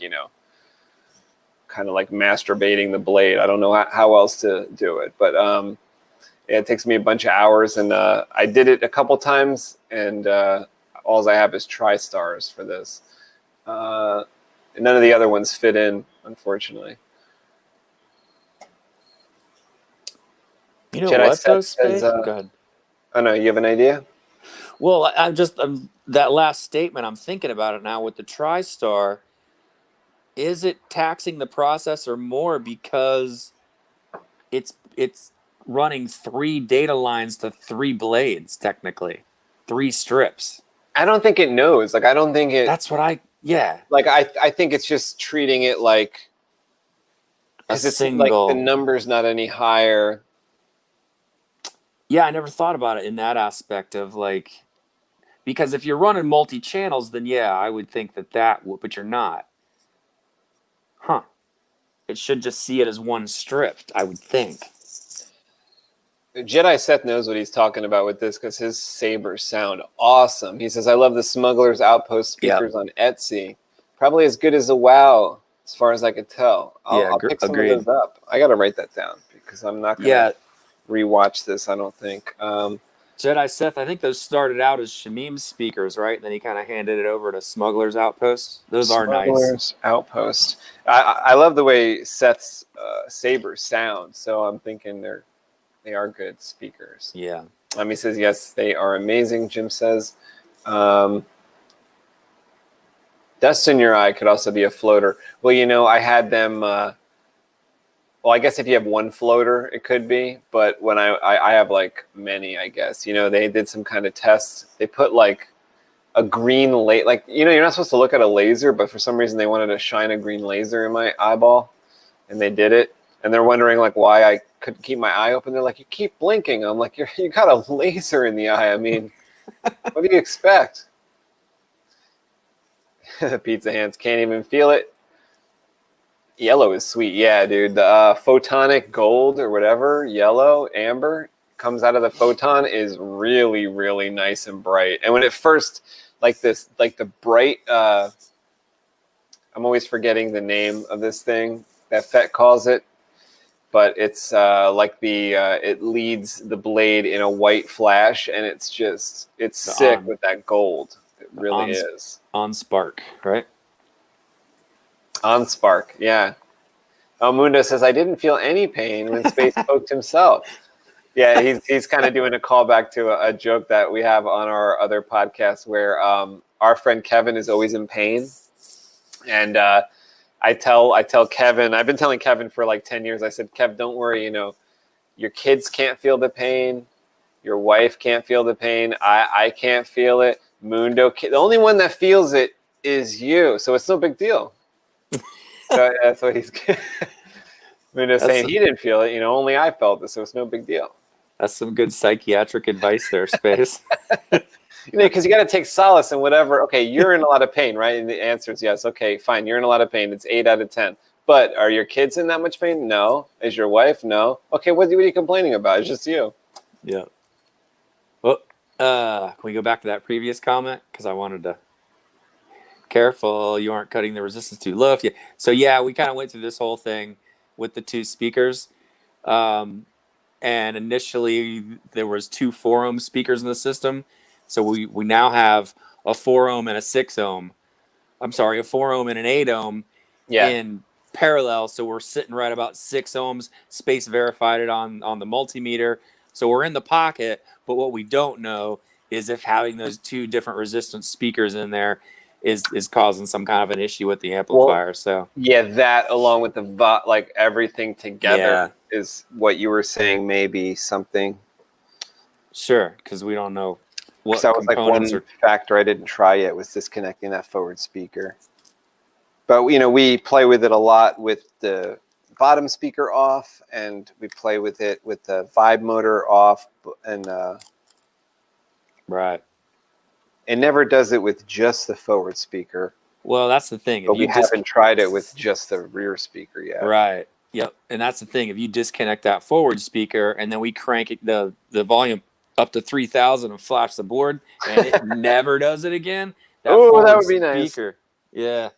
That forward speaker is definitely the. Then I can move on to finishing Malcolm's Saber. Let's see if this worked. Okay, this is at volume 1150. Probably not going to be, but you are on the right track when you talk about the TriStar, because when I put the blade plug in, it doesn't do that issue. Well, at least I didn't try it with that 1600 volume thing, but originally when I would take out the TriStar and put in that shorter, just the blade plug, we would have the false clashes, but we wouldn't have that turning off issue, as far as I remember.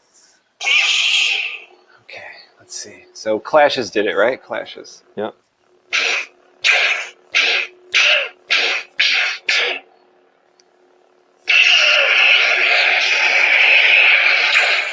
Okay, well, that might be fixing that part of it. Let's see. Darth Maul. Clashes.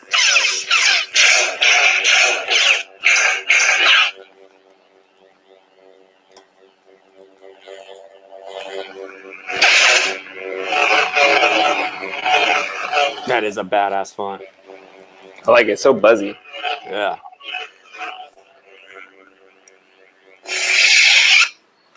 The Force will be with you. Kanan. Always.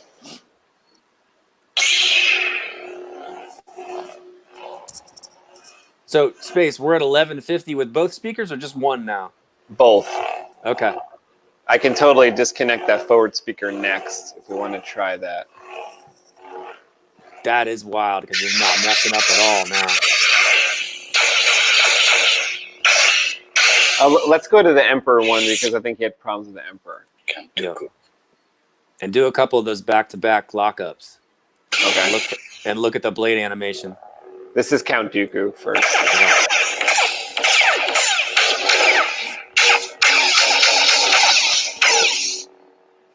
See a lockup. Oops.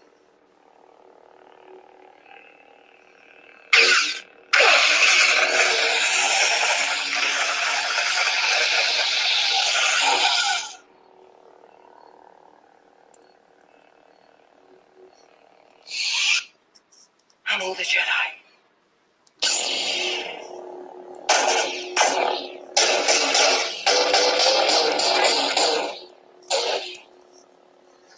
I think I even tried it like the last time we were doing this, and I tried it by myself to 12. Even I was like inching up. I went to 1250, and then it was started to happen. So I was like, there was this certain sweet spot. Let's go to the next one, Emperor. Oh, Kyberphonic is here. What is going on, Jesse? Thank you. What's for up, being Jesse? Here. Got some of your fonts on this lightsaber. Quite a Good few. night. Quite a few. Oh, it happened. Emperor. Huh. Emperor. It happened on Emperor. Let's check the battery level. Let's see I what was the just battery going to say the level's same thing. Battery level. Second, sister. Vengeance. Vengeance. at. Okay. It's not It's horrible. But then again, you got the whole kitchen sink in there, so. Huh. all right. Let me try something. I'm going to go back to Emperor font with the blade plug only. Okay. Let's try that. There you go. That's a quick swap out. The Force is with you, young Skywalker. Darth Maul. Kid, I'm about to let everyone. Count Dooku. Hello, the Jedi. All right. It's right across the room. I'll be right back.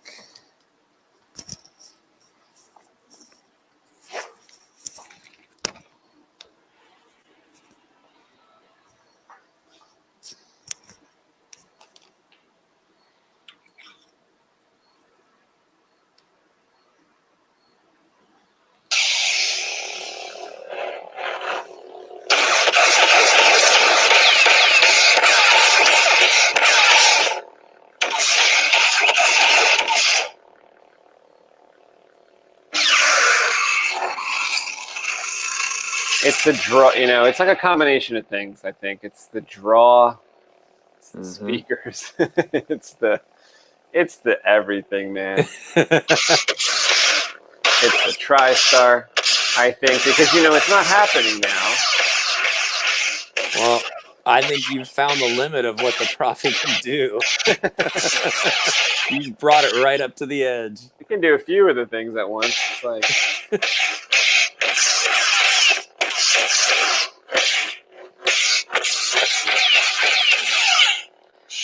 because it's like we know the battery's not too charged up, and I think as it comes down, there are certain fonts and also like you said before, there could be something in there, right? That is a different megahertz, or something with the font there, or something. It's rare, but it is possible, yeah.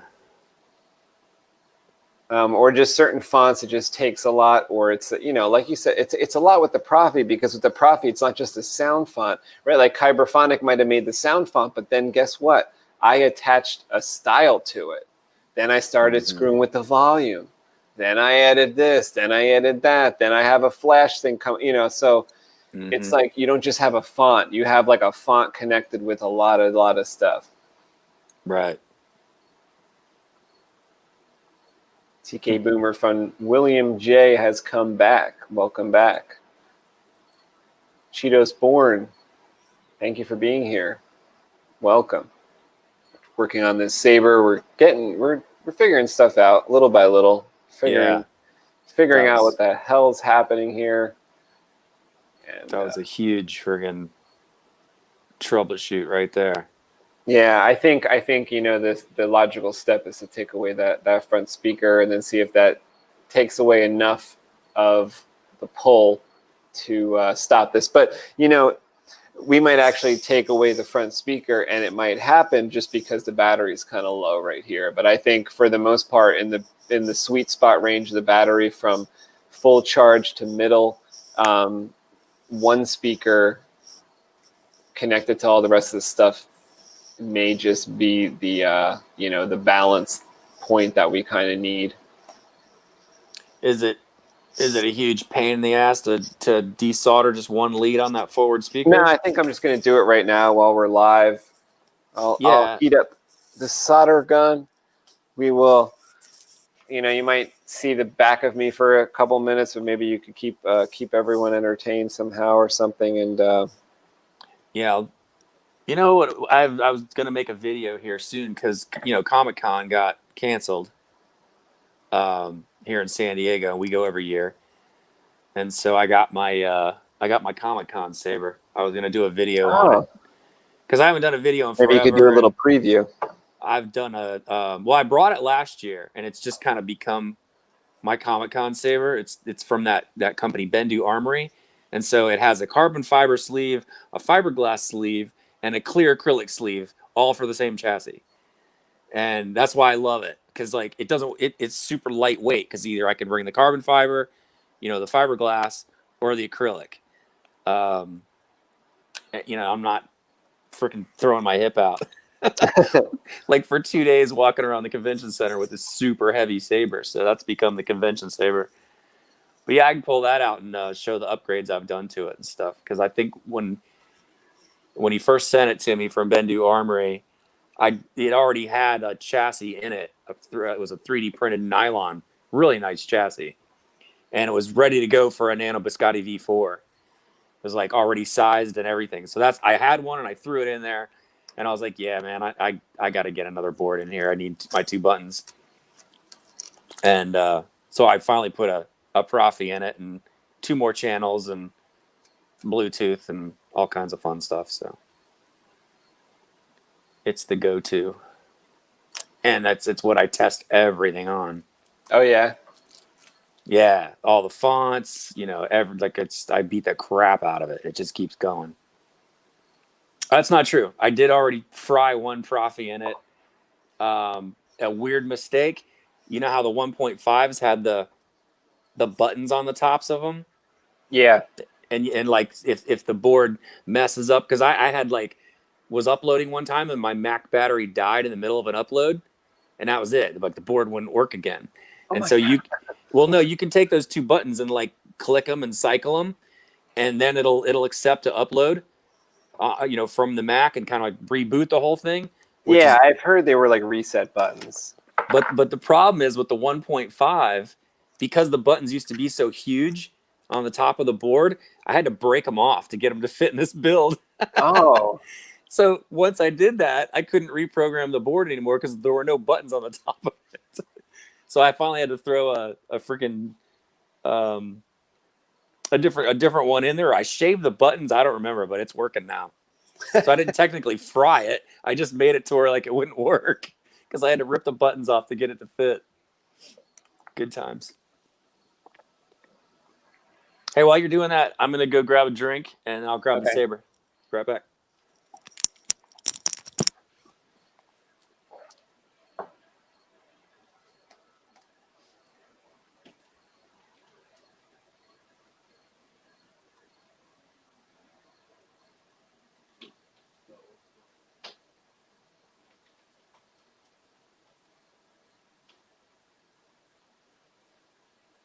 Everyone needs to pick up their Star Wars lightsaber. Put down your Star Wars lightsabers. Organizing. Go. I got it. Me too. Zap, zap, zap. Just like Jedi Arms Dealers grabbing his lightsaber. Go grab your lightsaber. Hopefully it works. Hopefully it turns on.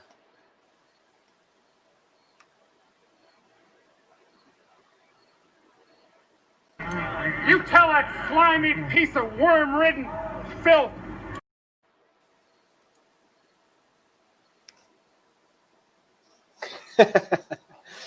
Jedi Set says Space will test that sucker to its limits. And we got everything in there. Bluetooth, Vibe motor, 2 speakers, TriStar, Proffieboard, latest firmware, everything. And it just it's a little bit too much to work perfectly every moment of every day. So it does not work every moment of every day. There's an issue. That's what we're trying to fix. Trying to make it so that it's reliable. When a Jedi goes to his saber, it's got to be reliable. So that's a problem if it's not reliable. I didn't know all the ins and outs of the Proffi. I still don't know, but trying to get better at it. Trying to understand it.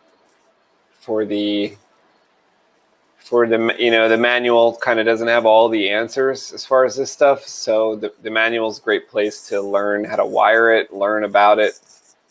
But to learn actually all the ins and outs, it's like, I guess experience is the only real teacher here, doing it. I thought, sure, 2 speakers and all the rest of the stuff, it's not a big deal. But that's the reason why Marc isn't playing with his lightsaber right now, and I am, is because it's not working perfectly. So it seems to be, you know, thought it was programming. We've been trying to fix it with the programming, but it just came to this point right now today where we're just going to have to just disconnect that forward speaker and leave the 8 ohm speaker in the pommel, which is going to be overall better. I think Jedi Arms Dealer said it would be better. But you know, either way, it's way easy to like switch that out for either the JBL that Marc had originally, or leaving it as the 8 ohm, which has a bigger, has a higher volume level overall. So it'd be interesting to see if we can actually turn that volume up a bit when I disconnect the front speaker. I think I could do it in probably about 3 or 4 minutes over here.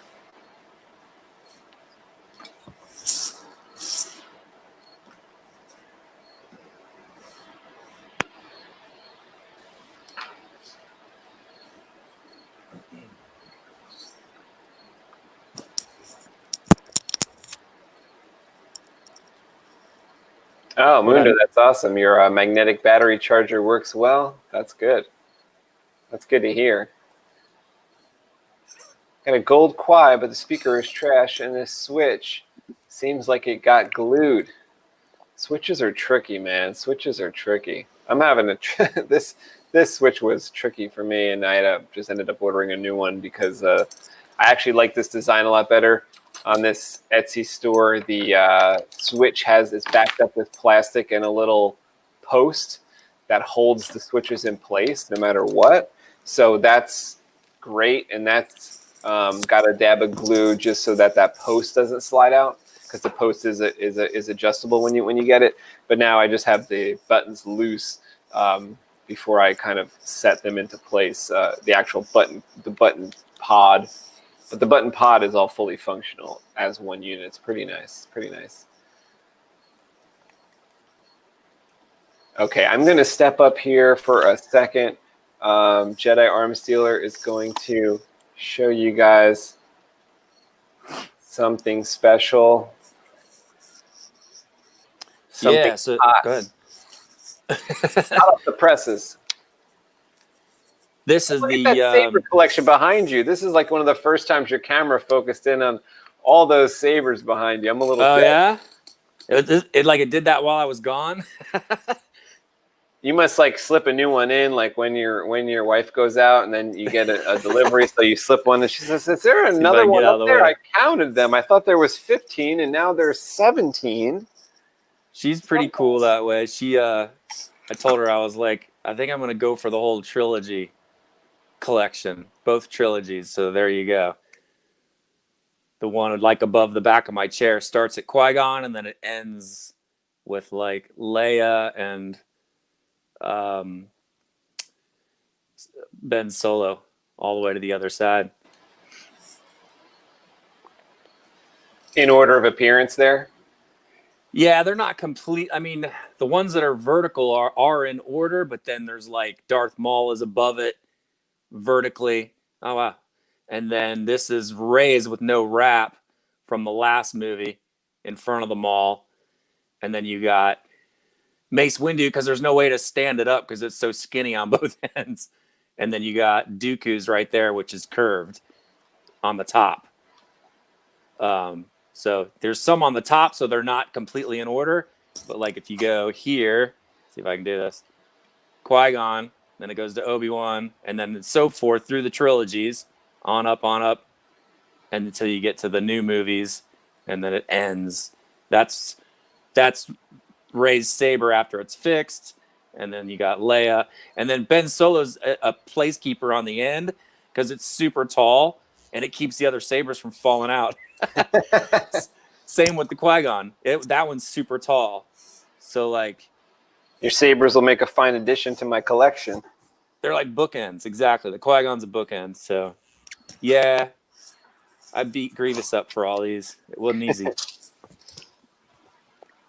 But this is the Bendu Armory saber, and this is the fiberglass sleeve that he made for me, custom. I remember this, and you showed me this. This is awesome. Yeah, only one like it in the world, and he made the fiberglass version for me because this not only has Dimitri's, Bluetooth Force Sync Bluetooth chip in it, it also has the Bluetooth audio transmitter in it. So this one will connect to the surround sound, car stereo. And I've actually gone back and painted it with like silver paint because it was like white, kind of an off-white fiberglass. And so I've been having a lot of fun just customizing this one. So like I polished this rail, here. And then I actually took my Dremel and cut out a window for the OLED screen here. And then when you flip it over, I have a pixel strip. I hate that my video is like laggy. I think it's the iPad doing that.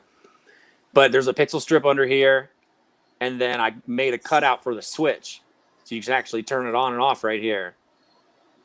Because it goes into the chassis. And then this is the crystal for the crystal chamber in here. So it's blade channel 1, crystal chamber channel 2, and NeoPixels accent strip channel 3. So you just go in here with a like a skinny tool, any skinny tool, like a screwdriver, you can turn it on, and then it activates the OLED screen. And I don't have it programmed right now to say Jedi Arms Dealer or Master Maltese, because this is after I updated to 4.8. And then the Bluetooth gets going in the crystal chamber. And that's showing you that it's trying to sync to any Bluetooth-enabled device right now. What does this say right now? Spinning's a good trick? Yeah. Spin you must. Oh, that video, man. That was crazy. I don't even know what font it's on, but here we go. Oh, hey. Oh, I know. I gotta open it up. Right now I've got it in Bluetooth mode. So normally it's hooked to the headphones. Now your neighbors are about to freak out because your car stereo is going off. Yeah. Wouldn't that be funny? What's coming out of the garage? All right.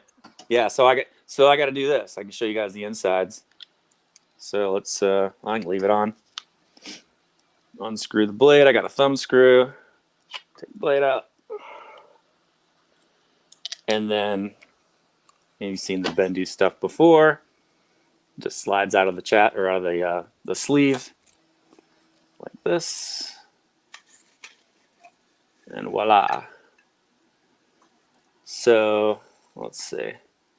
Yeah, I haven't showed this one on YouTube yet. I need to do that. But aluminum blade holder, polished aluminum rail, uses the TCSS connector on the inside. I need to upgrade it to Dimitri's eventually. White illuminated doorbell, and then PLI on the OLED, and then as a chrome cover over this that's held on with magnets right here.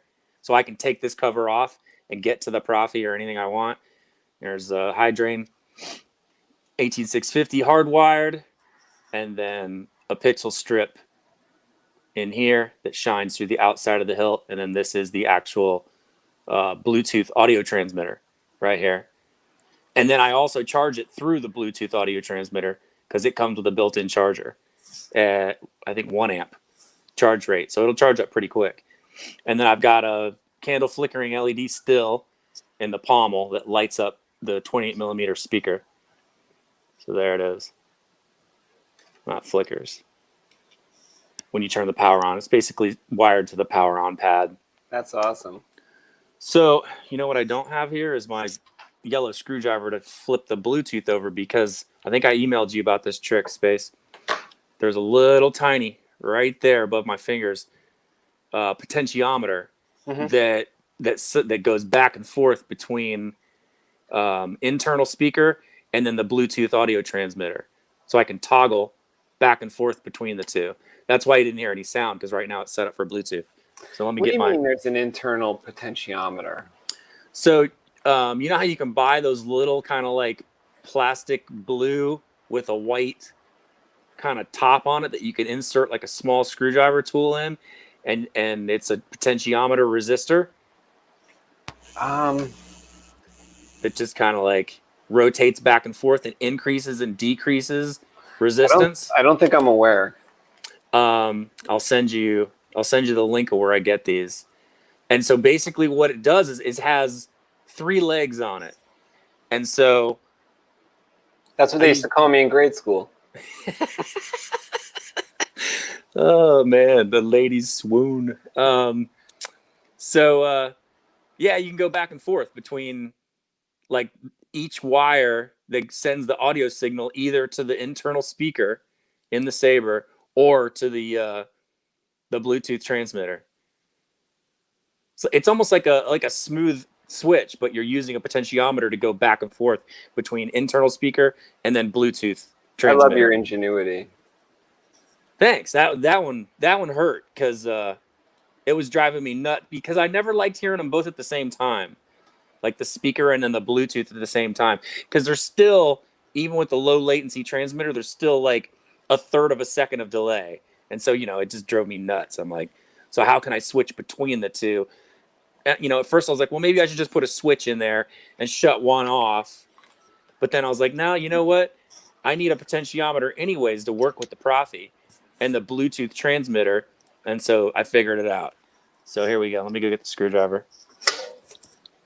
I don't think I can turn it. I'm sensing a powerful mind. You DJing videos again, huh? I like it. Let me get that screwdriver.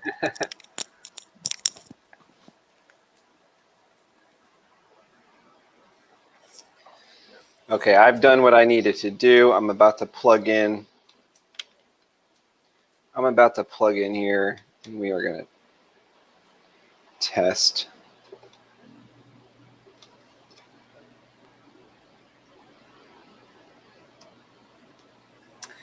Okay, I am plugged in. Let's change the volume. Let's put the volume up. Let's boost our situation to, we'll boost our situation to 1450 because we got gigantic cojones and we don't care what our mommy tells us to do. So 1450, save.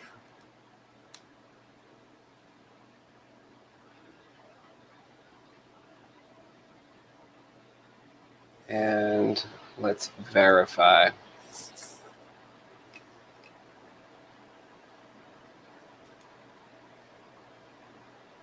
And we have the port selected. Saberification systems are go. Okay.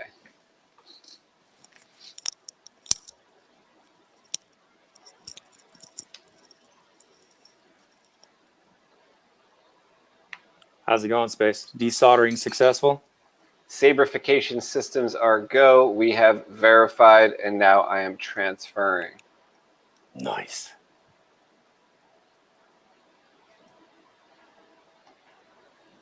So I'm transferring 1450 volume.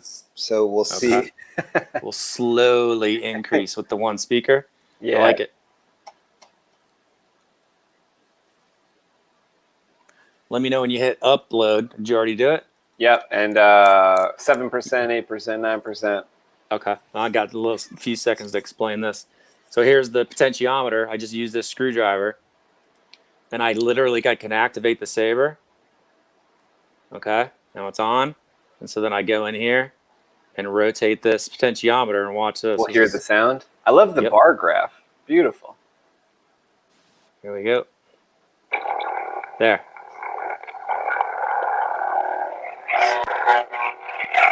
So I just used the potentiometer to roll over. I love how you were tuning the Saber, like you were tuning the Saber. Pulling the Luke Skywalker cave doing something.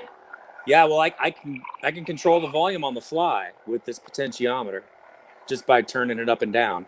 But then when I go all the way, then it's ready and tuned for the Bluetooth transmitter. Oh, so is all the way down and the opposite way is the Bluetooth, and then all the way up the other way is all the way up to 3000? Correct. Well, no, not 3000. Because the speaker I have in here is a 4-ohm, and that's that one I was telling you about that I get on eBay that's insanely efficient. Matter of fact, I ordered 2 more. They got here a couple days ago. I'm going to send you one. You've got to try this speaker. Is that the one I ordered as well? The one that's 8 ohm, the one that's in Marc's speaker right now, or in Marc's? Nope, this is an all black 4-ohm speaker with a rubber surround, and it is stupid loud at 1100 on the Proffi. Whoa. It's the craziest, most efficient speaker I've ever found. It's Holy. unreal. So I got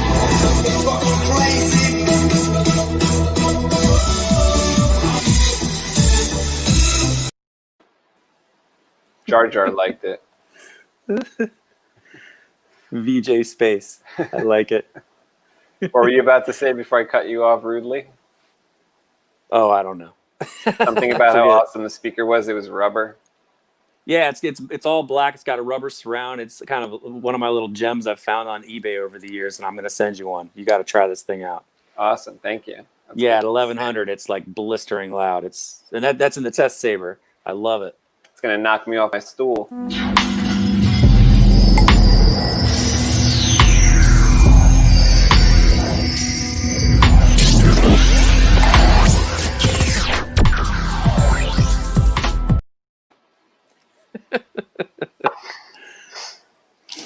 Matter of fact, this speaker's so efficient at 4 ohms and 1100, you could probably wire 2 of them in series and then crank it up to 3000 and it would be deafening. I haven't done that yet. I'm going to try. Do not speak to me of wiring 2 speakers ever again. You're over it.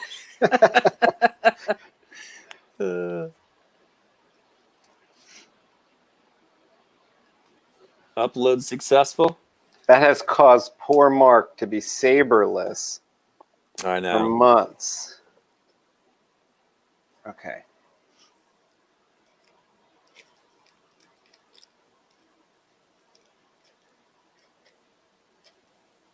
So when he sent you the video, it was the way I understand it. Did you say that he said that it was at 3/4 power, like you just taken it out of the box, and that's when it was starting to have those issues, or it was fully charged at that point?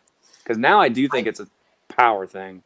Yeah, like I think if I remember correctly, I could be mistaken about this totally. If I am, I'm sorry, but I think he sent an email saying like, got the Saber, it was great.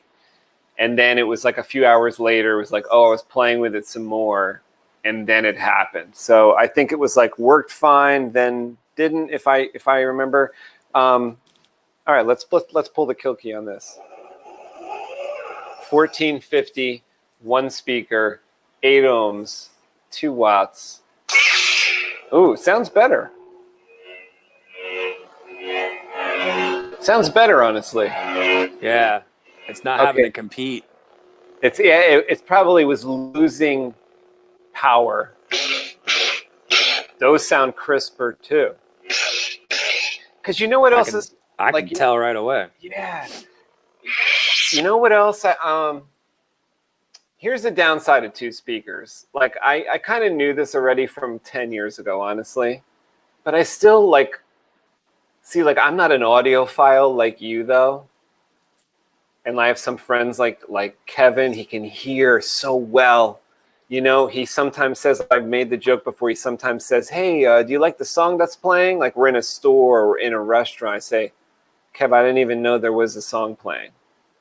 You know, like he says, oh, do you like this song? And I didn't even know there was a song. So the point I'm getting at is that like about 10 years ago, I put 2 speakers in a Qui-Gon, a very small 20 millimeter, and then a Regal. And I wired them in parallel. So the problem there was like I like the way it sounds. I still have the lightsaber, but I think if someone like you listened, you would detect that there was a delay to the small speaker of some sort. So it was like I kind of liked it because you got these mids and these highs from the small speaker, and then you got the Regal was kind of the punchier one at the bottom. But there was some kind of delay, and it also turned high-pitched stuff a little strange. So you know the beep on a Crystal Focus like 5? Mm-hmm. It was like a solid, clear beep. Having 2 speakers, especially that way that I had that a 20 millimeter in a Regal, turned that beep, because of like a half a delay, like a 0.25 second delay, and something about the 2 speakers made that beep sound different as well. And it made everything sound a little different, but I liked it because I felt like it was just like a more electronic rumble. in there, but someone like you might say, listen, that doesn't sound very clear or something, right? That's kind of what just happened here, where before, at its best, I feel like I didn't even realize this until just now, but at its best, it wasn't the clearest sound. Now, I feel like we have a solid rumble because of the vibe, and we have a clear sound. Oh, I can hear that right away. It's punchier, right? So let's try one of the problem fonts. Yeah. Emperor was the problem, and then I'll put the blade in, because right now, don't forget, this could be changing things. Darth Maul. I'm about Dooku. I'm all the Jedi. Even those sound better. Yeah. I was just gonna say the your words, boots. right? Well, we could hear them better now. When Rey said something, just as I'm all the Jedi, and Count Dooku was super clear and probably triple as loud. Yeah. Shiny boots. That sounds better too. So see, 2 is not always better than 1, right? Yeah. Again, you got to go with resonance. Also, 2 speakers really likes to be 2 identical speakers in prime situation. Okay. Yeah, it makes a big difference when you use the same 2 speakers, but learning.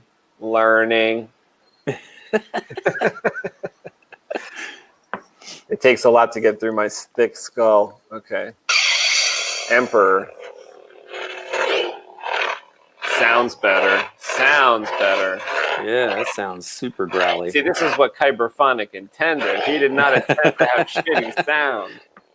It might have been a phase issue, Jesse says. Yeah. The speakers were more than likely out of phase with each other. It's possible. I think it was. I think because the now that I'm hearing what is probably intended by the font makers in this clear, punchy sound. And keep in mind, like the battery's probably in the middle right now, or for a lithium ion, I would say dying. But we'll try it with the TriStar. Let's take this thing out and see if we get that weird effect to happen. And if it does happen this time, I'm not going to blame it on the two speakers anymore, because I can't. But we'll blame it on a low battery. Let's see what happens. Well, that's the thing is, go ahead. I'll say Marc could have all the bells and whistles, but he just might not have as much battery life until it starts acting up, Right. These clashes sound better, though, to me. They sound, just sound-wise, I don't know if it's going to turn off again, but it sounds better. This sounds like the Emperor now, honest to God. This sounds like it. Before, with 2 speakers, there was something not jiving about that, you guys. Like something was not right. That Emperor font is my favorite, Jesse. That thing is ridiculous. I've got it on all my Sabers now. It's just, you should hear it on the car stereo. Oh my God. It just rumbles.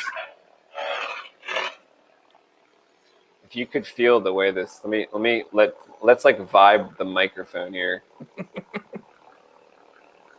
I don't know if that's working, but there's a vibration here too. I heard something extra for a second.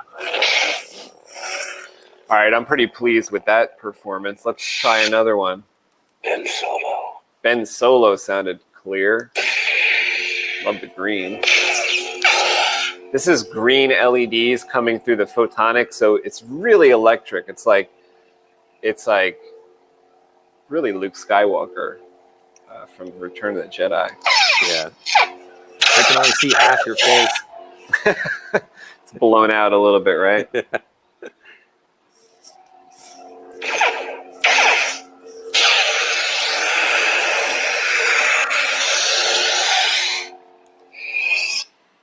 Second sister. Ooh, that looks cool and sounds good. That font. Oh, God. Death Star by Fett. Is this one of Jesse's fonts? Yeah. This is fantastic. Ooh, yeah. Snarling. I would say snarling. Nailed it. Nailed the video game. When I was playing it, I was like, please, somebody make that font. So this is the font that we would put in that Saber. If we got that $400 Saber, this would have to be number 1, right? Absolutely. Maybe, is there some, maybe Jesse or some other makers, is there different sounds for the different, like, the Knight Brother and the, is there a difference, or they're all their lightsabers the same? In the game? Like in the Rebels show, there was, a few of them. There's like 3 or 4 of them. So I'm wondering, did they all have different sounds for their lightsaber, or did they, especially with, I bet you the force effect is their helicopter thing, right? Like, I don't know how to trigger that, but it's probably like a helicopter sound or something. I don't know. Well, the other one that he's done, that's my top 5, is the General Krell. Oof. Oh, I don't think I've heard that one at all. Yeah, man. He's got the spinny thing in there. It's like every once in a while. Oh, it's so good. That's why they got to do spins in the Profi OS. Come on, guys.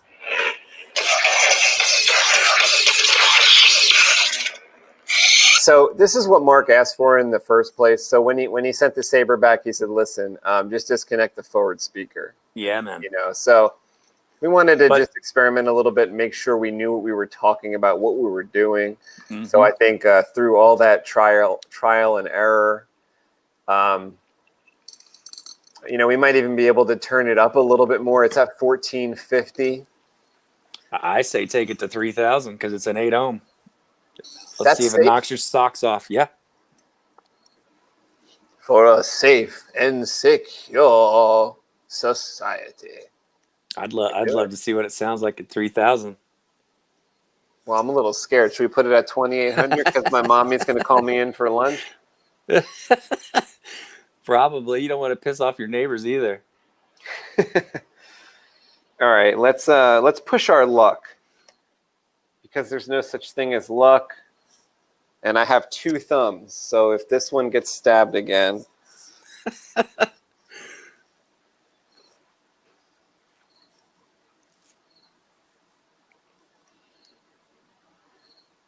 So this is why I sent Mark a roll of that tape, because if you want to take off, if you want to keep removing like I'm doing tonight, you want to remove the pack and plug in, you have to remove that piece of tape that just protects against the metal on the outside. With the Proffi, we need access to the board, and it's like one of the things as a maker, as a saber smith, you have to now figure out.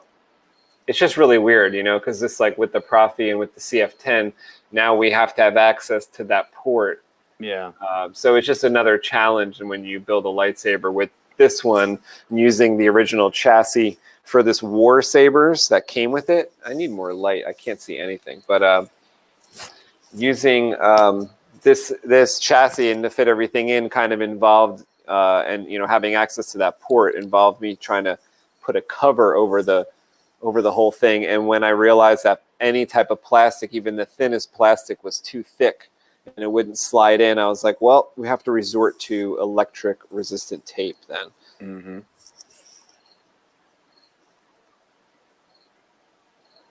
Speaking of USB connections to the CFX, I was able to hack that satellite port on the big boy. So now he's not only going to be able to charge the Saber through that port, he'll also be able to access Rice. Get out of here. Yeah, I figured it out. Oh my God. That's a breakthrough. I'll send you the wiring diagram. I was like jumping up and down in the kitchen. Oh my God. This Saber is so sick. Everybody, Jedi Arms Dealer is working on a Sabercraft Big Boy Jedi Luke Skywalker lineage lightsaber. It's amazing. It's amazing. I'll save a lot of it for the reveal video, but it's like it comes with a chassis, and as it just turns out, that's just not good enough for Jedi Arms Dealer, because the chassis is plastic. It was nice. It's nice, but yeah, it's plastic. That's the problem. So Jedi Arms Dealer made a nice polished custom piece that no one else in the world's going to have besides Daria.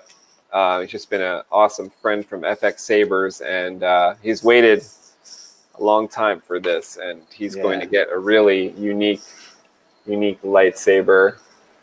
Let me see. I think someone had a question here. Chato's Born. You guys had any success hooking up TRS audio jack female?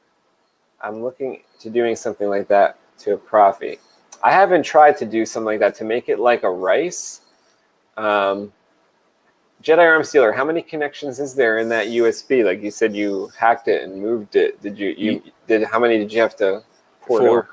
4. Yeah, it's got to have the plus and minus for power, and then it's got to have data plus and data minus. That's it. It doesn't need the 5th connection, which is input output. So it only needs 4.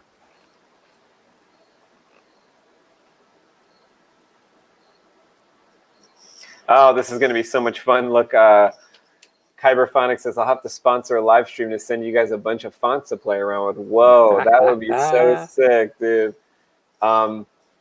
You know, Jedi Arms Dealer has this sick hookup out by his car. Like, I don't know about now. This year's kind of screwed.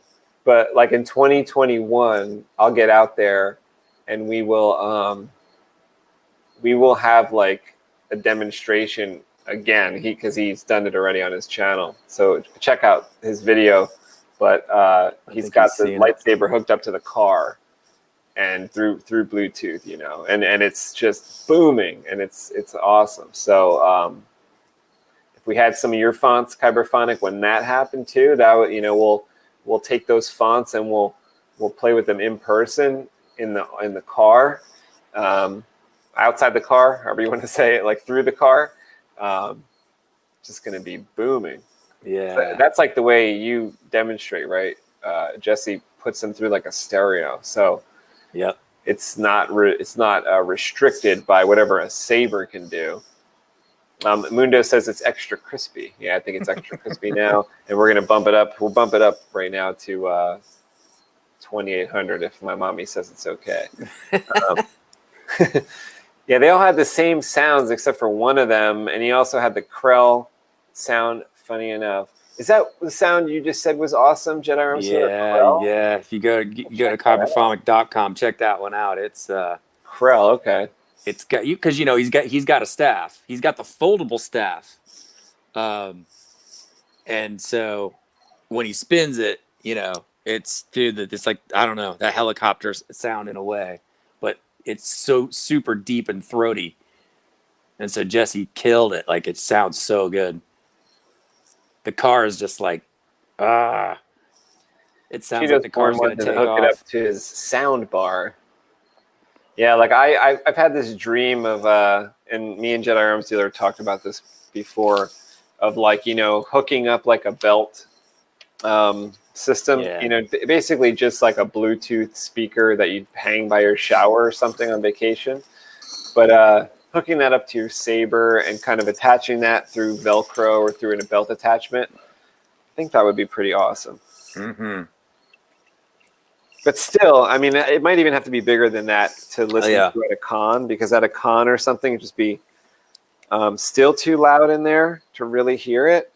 But honest to God, I don't go to that many cons, but when I do, basically have like the brightest Saber there, and I think that's how you turn heads. Yeah, you could turn heads maybe with the sound if you figured out how to carry something that would turn heads. But the brightness, I mean, people like run up to me and stop me. They're like, "Can we take our picture with that with you with that Saber?" Because they just see how bright it is. So you get the brightest Saber, and these NeoPixels are kind of like that now, I think. I mean, I'm talking back in the days of the string blade, but I almost think that if you got the NeoPixel, you must have like the brightest Saber at the con these days, right? So people will be walking up to you. Yeah, they freak out when they see the test Saber and just a 2-strip NeoPixel. So yeah, I'm gonna have to don a TriStar next time and bring some SpaceWindu business cards.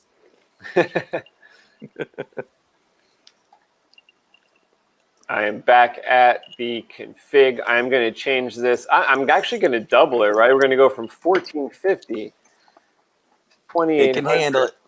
It can do it. Handle it. Marc wants the power. I want to hear what it sounds like at 20 or 28. Because that sounded clear. I hope it sounds so It good. may be too loud at 28. That's where Oh, we really? get to, What, you where mean we it'll get, crackle or something? yeah, it might start to sound distorted. If it is, then you know it's a really efficient speaker, and you can just back down a little bit till you find the sweet spot. I see. But most 8 ohms can handle a full 3,000. That's crazy. Okay. Yeah, see, you had to teach me that over the past 2 or 3 podcasts because I wasn't getting it really. Like when Gabe would ask me these questions, why is the speaker failing and stuff? And I honestly think early on we were not doing the programming right, and therefore things were happening badly. And we thought it was a speaker, but in fact, maybe it wasn't. But, now I know a lot more. I can answer more of the questions I think about. Well, I remember he had a WoW in there and was very impressed with it when he first brought it over to your place. And those WoWs went through a period of like something was going on with Q&A manufacturing and people were blowing them left and right. So that might have been part of the equation with his. Because I've got 3 WoWs here, but I bought them like right when the whole train craze thing was going on with the Saber community, people buying up train speakers. So the ones I've had have been great, but there was like a wave of them shortly after that everyone was just blowing them. So I don't know if it was a Q&A thing. Yeah, because when I went to test, his speaker was still blown, like because it was in the drawer for a while, and like its 4th WoW speaker. Mm-hmm. And I started to think after I learned through you and through FET more about the Proffi through these shows, and I realized, it's like a lot of it has to do with the programming. So let me put the new programming in, all the new software, get it up to speed, change all these parameters to be the working parameters. I did that, and the speaker was blown. So I was like, okay, something did go on, but it was a result of all that bad programming, I think. I changed the speaker. I played with it for a few days. He came over to get it. He's been playing with it. He hasn't said a peep as far as it screwing up or anything. So I do think, like you said, it was maybe a bad run of speakers. It was also us not knowing the programming. Maybe something was blowing it that I didn't know. And now that I know a lot more, I think I could protect the components better. Yeah. After that speaker blew, did you happen to put a multimeter on it? Was it just a straight fried open? It made noise, but I didn't test it with a multimeter. I tested it in the Saber, and it was like intermittent type of sound, things like that. Interesting. I'd be curious what the multimeter would say. Well, you know what, you just described the issue that was with that. Some of the one run of the WoW speakers was somehow they weren't putting enough solder on the coil wire that goes from the terminal that you solder to the coil. Those were breaking. Like people were taking them apart and looking at them, and they were seeing that there was a manufacturing defect in the solder joint on the wire that connects. It's a shame because those were like $14, $15. And they sound good. Each. They do when they work. I guess was that an impact issue where it got the Saber impacts and then that piece broke in the speaker, or it's just like a defect? It's a defect. I mean, an impact could do it, but I mean, when you have a loose voice coil wire like that, the soldering machine that's automated that does that starts messing up. You get a whole run of crappy speakers.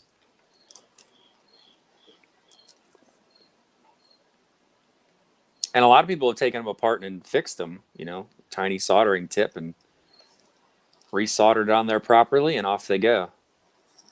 But it's surgery for $15.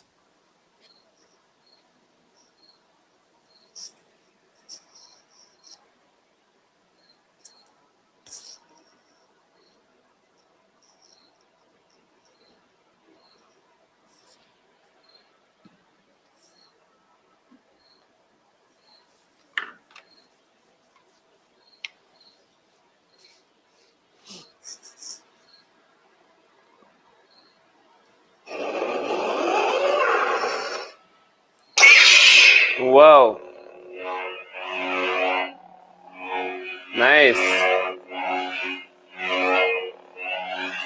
28. Yeah, does it sound clear to you? It sounds clear to me. Sounds clear to And me. loud. Oh, please, I hope that the clashes work.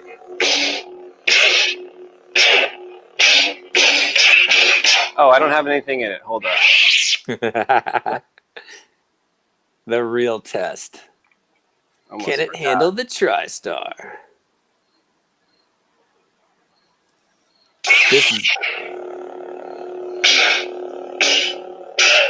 This is an interesting test.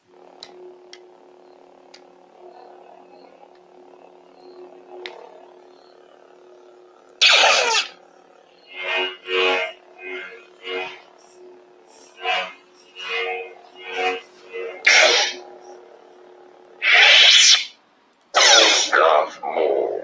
Whoa, that's way louder.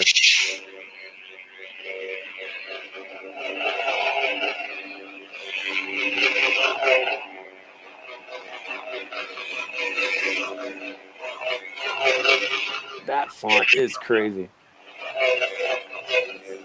This sounds like it's continuously spinning.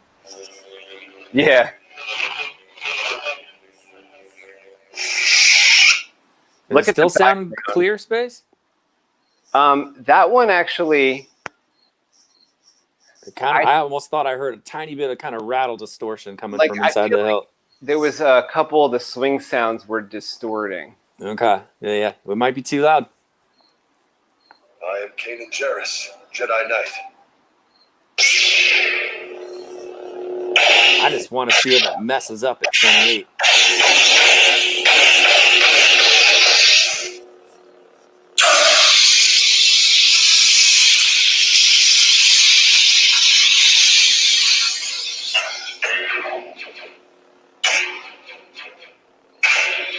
Well, if it's too much, it's not that far off because this font sounds perfect. So if we back off, maybe we back off 100 or 150. But that's what I do. Sounds good. 100 at a time until I, don't hear any buzzing or anything.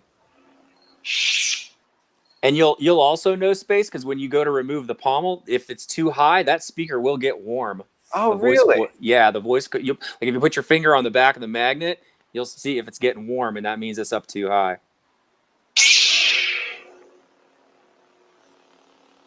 All right, let's try what I think the next one is Rey, and then we have Emperor, which is the problem usually. So let's see what Rey does. Count Dooku. Oh, Count Dooku. Okay, and then Rey. Yeah, it's considerably louder.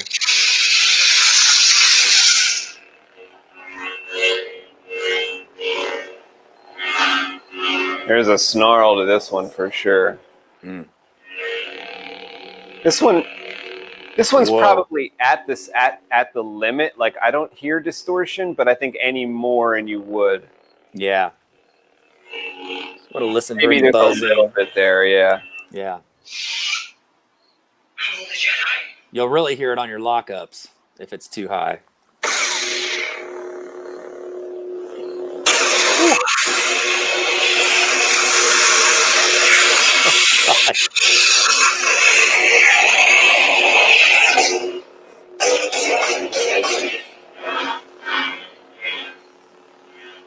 You got the Mac microphone on now? Yeah, the computer. Yeah, because it almost sounds like every once in a while it's clipping the microphone. Because I know it's not the Saber. Should I switch? Let me switch. No. I mean, it sounds fine. It's just I can tell that because the Saber's turned up so much louder, the Mac microphone is doing that auto adjust thing. It's fine. Oh, okay. It still sounds clear. Loud laugh.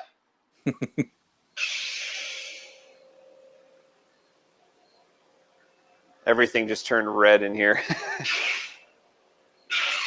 Oh, that's a nice blaster. Woo! Yeah, and try to do that double lockup back to back. Wait.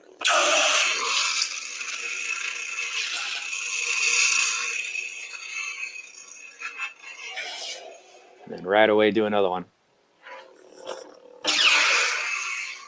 Got animations both times. Yeah.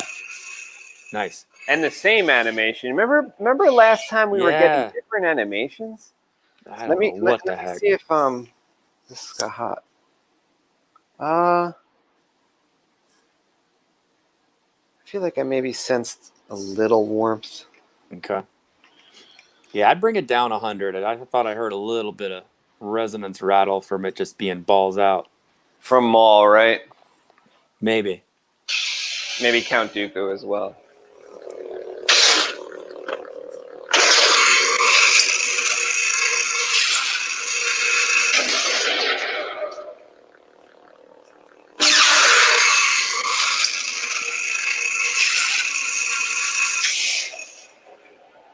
I think you solved this whole problem.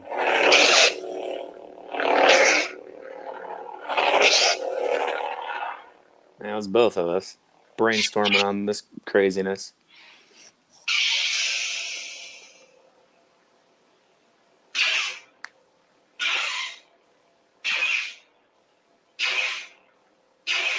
Love the blasters on that. Wow.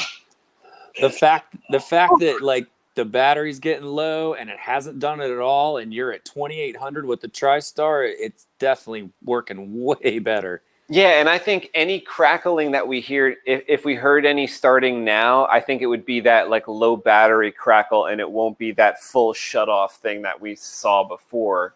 Correct. I don't know if we'll experience that, because this battery in here actually, like, now that things are normalized, the next charge may be something way better for Marc, because the fact that we took that noise away, because there was certainly something going on with the two speakers. So we took that away. The next charge may actually prove, because this is the Night Core battery, the best battery by far that I've tested. Nice. I've given it to Harris. He's used it for almost a year, and Gabe has been using it for about 4 months now, and they both keep saying that the battery is incredible. So that's what I gave Marc, because I knew that he wanted the TriStar, and it may start to normalize as far as getting a little extra juice. I don't know. This is Ben Solo. Love this green.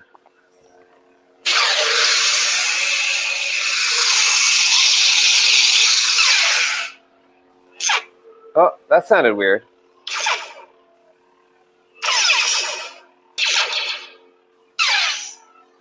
That one. Maybe it's the sound, because there was like one blaster that sounded weird. It's a little short sound, huh? Yeah. That one. But I guess since it cycles over, I guess it's normal. It's a normal sound from this font. I don't know. Maybe. Or maybe it'll fix itself after I lower by 100. Maybe it might just be a super optimized sample. Second sister. Yeah, actually, when it said second sister, I can kind of detect. I only have one ear open because of the headphones, but I thought I detected something. Let me grab some water here.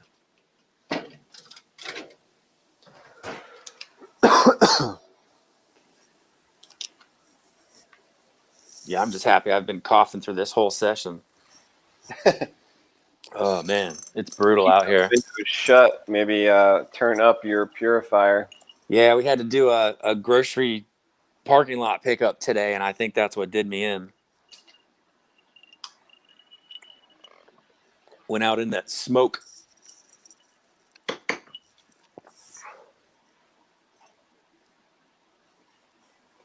It'd be good for filming sabers, but bad for breathing. Right? The aura would be off the chain.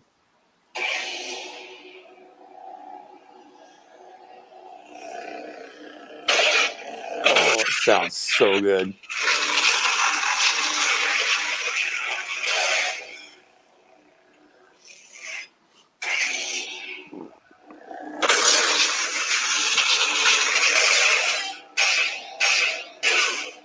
Oh, it looks crazy, dude.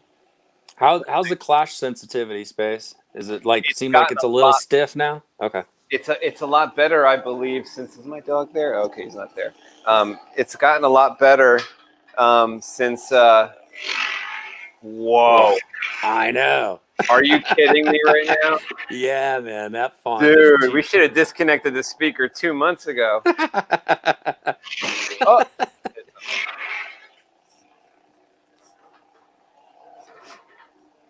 The battle chair. Wow, you're going to feel like a real second sister. That makes sense.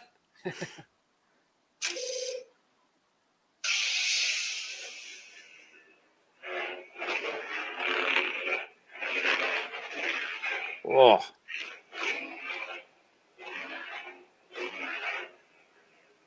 I can tell it's happy. Yeah. It's at the sweet spot now.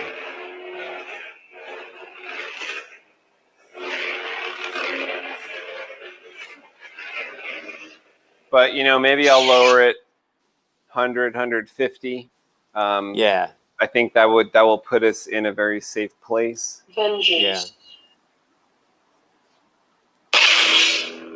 Whew.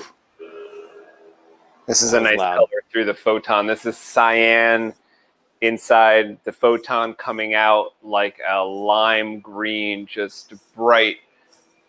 Probably dimming actually now that the battery is a little. I could kind of tell it's not as robust as it was before. This color. But that's a good sign. It's not messing up though, and the battery's going down. Yeah. Oh, that sounds great. Wow. I'm gonna copy Marc's sound over to my Saber when I get a Saber. Oh man. Yeah, the 8 ohm is nice because you can take full advantage of that beefy amplifier. I had no idea, man.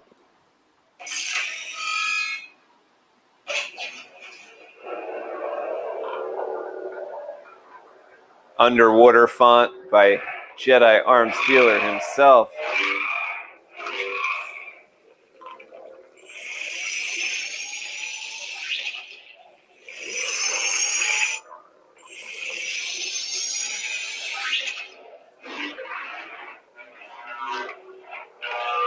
That's how it was meant.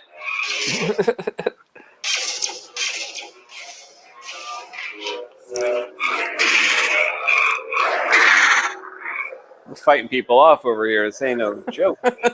Loch Ness. Oh, love that off. Watch the way it goes off. Oh, and the sound is so metal. Thanks, man. That was a fun font. Wow, listen to the off. Wow, it's like Alien. It's like Sigourney Weaver's Saber. It's so weird. I just watched that for the first time with Caden last night. He hadn't seen it yet. You know, I really liked Alien 4, and that was, a lot of people just make fun of it, but it actually hit me hard, dude. Like when, did you see Alien 4? Yeah, Right. yeah. I'm taking Cade just turned 14, and I'm like, all right, you're ready for Alien, dude. It could hit him hard at 14 because it kind of hit me hard when I first saw it.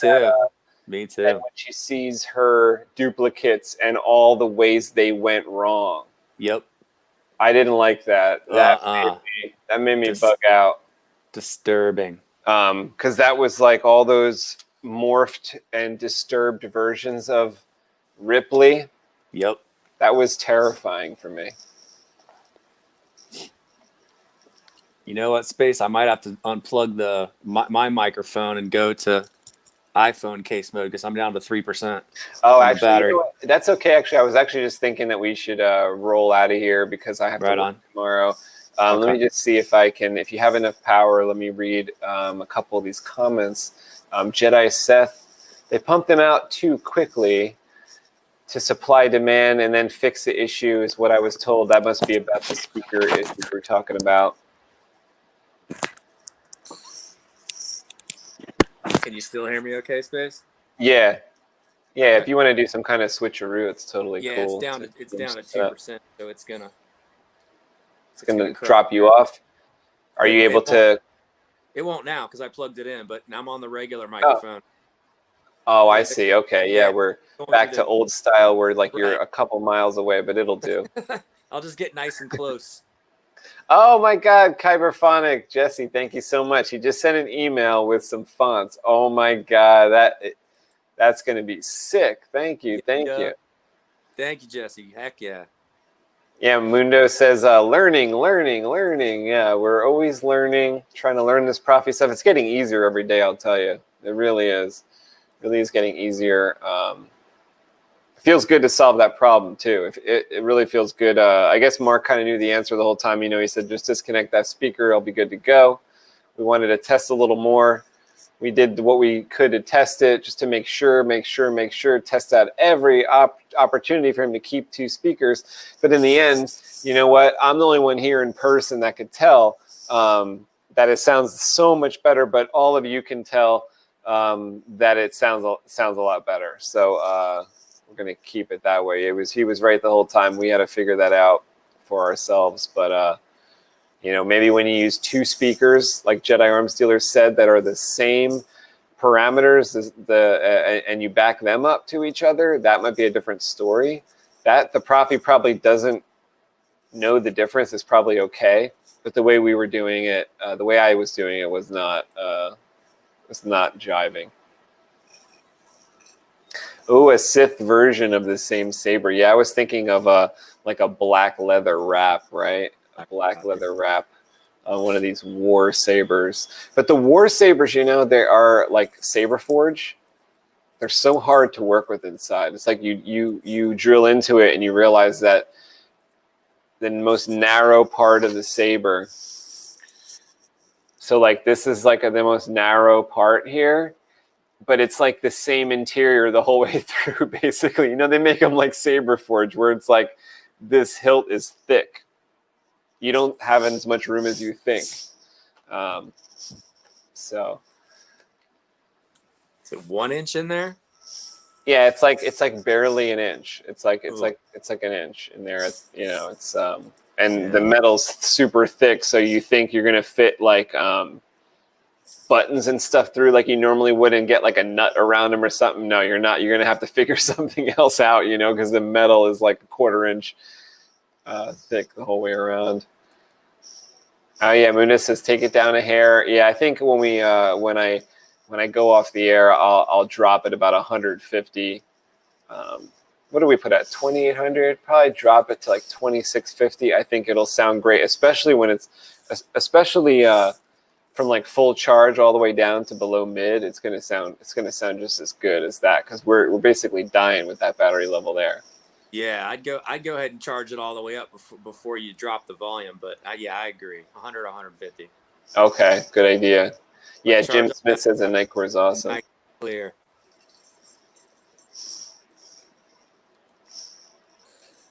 Yeah, I used a couple Phoenixes over the weekend. I used and built 2 sabers with the Phoenix, but they were 18650 Phoenixes. I do like them. I think that they're true to their proclamations on the outside.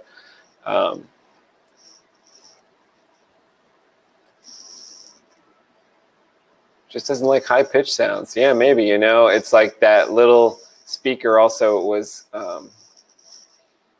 like Jedi Arms Dealer was saying, it was working poorly with the ohm rating of the other speaker. So it was what, 4 ohm, and then we got the other speaker at 8 ohm, and it was producing a 6 ohm combined number, and it just wasn't reacting well. And I think the power was sucking some juice. So what I did was I took a leg off. Speaker's still in there. Speaker still works. All we got to do is connect it again if in the future we find a way around that. But for now, you know, or if I figure out some kind of switch idea. But it's really not necessary to use the saber without the pommel on. So you know, it was a nice feature, but it wasn't like a necessary thing. I need space to build me a TriStar that looks so good. Oh, thank you, Jedi Seth. Yeah, they're pretty bright. I'm at the eye doctor because there's we're talking before about how bright it's too bright. Unless you're seeing midi-chlorians in your eyeball. Yeah. Yeah, or Jim says you could buy the kit. Yeah, so I can build it for you, or you could get the parts. And I have the parts that I make them from available. And then it actually produces a way lighter TriStar than even the generation that I'm holding here. Oh, he said he could build one. He's just trying to give a compliment. Well, thank you, Jedi Seth. KR was not 8 ohm. The KR, actually no, you might be right, but there was something. Those are the ones that started with a V. It's like Vico or something like that. Yeah. Well, the one you got we didn't like about those. The one you got in there now is the KR 8 ohm, right? Okay, yeah, this is the KR one. Yeah, okay. KR 8 ohm. Was there something you didn't like about that at some point? You said for one of the boards, you said the KR. I thought someone said like the KR didn't work properly with something. I forget what. No, I always liked them. I thought that they were good. Yeah, I like the KR 8 ohm. It's the Veco 8 ohms that I've had issues with. Okay. Oh, those were 2 different things then. Okay. Yeah.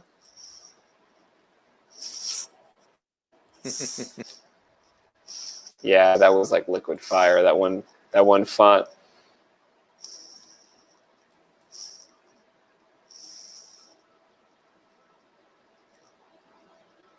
Oh, let's see. Sent something to my Facebook. I sent you those vape Saber pictures. I think I put it on your SpaceWindu Facebook. I'll have to check that out. I'll check that like out. Smoke coming out type of thing?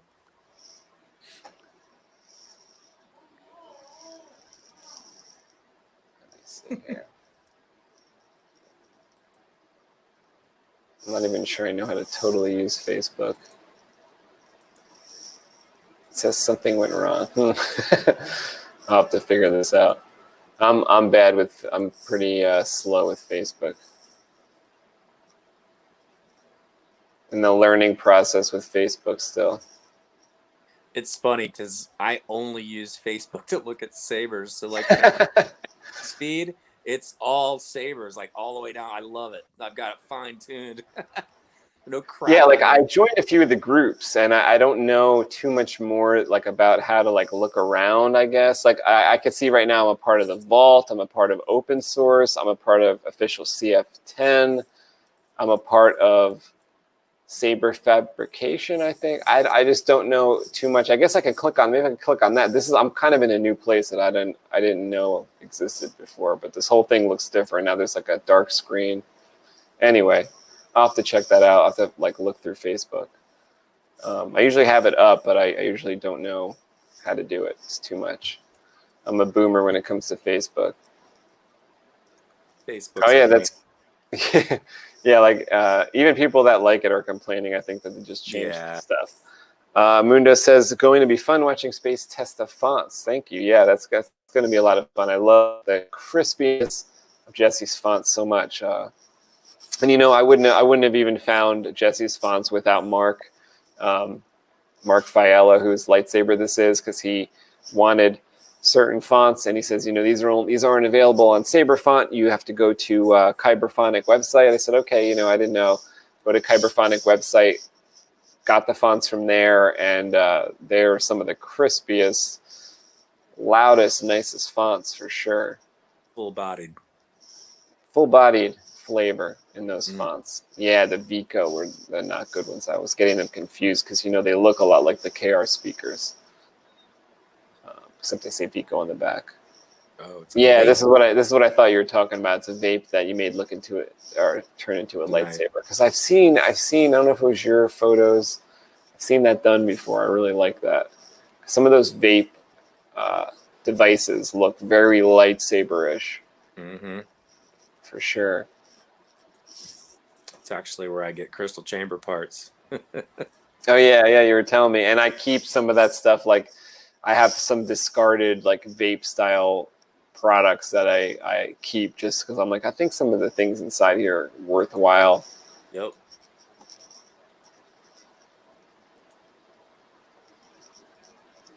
All right, so you know what? Maybe that's a problem solved, and we don't need to do another show about this lightsaber. Let's hope. You know, it was a lot of fun. I kind of look at it like, you know, it's like looking at like back on like high school. It's like, you know, it's like super fun, but maybe we've like we're on to college now or something else. You know. Now we know the hardest we could party in high school. If you want, till we reach burnout. I wasn't at the anger level yet. Like you know. It's been a long time since I've thrown something. It's probably I don't, you know, I've been in this house I think like 10 years. Oh no, I threw my cell phone one day and broke it. That was a bunch of years ago. But yeah, like no Saber parts ever got thrown. I threw my phone once. I can't even imagine that. And the phone hit a glass candle holder and it shattered the phone and the glass. Oh damn. Candle holder, and I was like, that was the worst place it could hit. Not even Apple can hang with the helmet face. That's hilarious. Yeah, TK Boomer says they work the same type of batteries too. Yeah, like I've tested out some of these little batteries before. They always, all these devices seem to be on the 3.7 lithium-ion system now.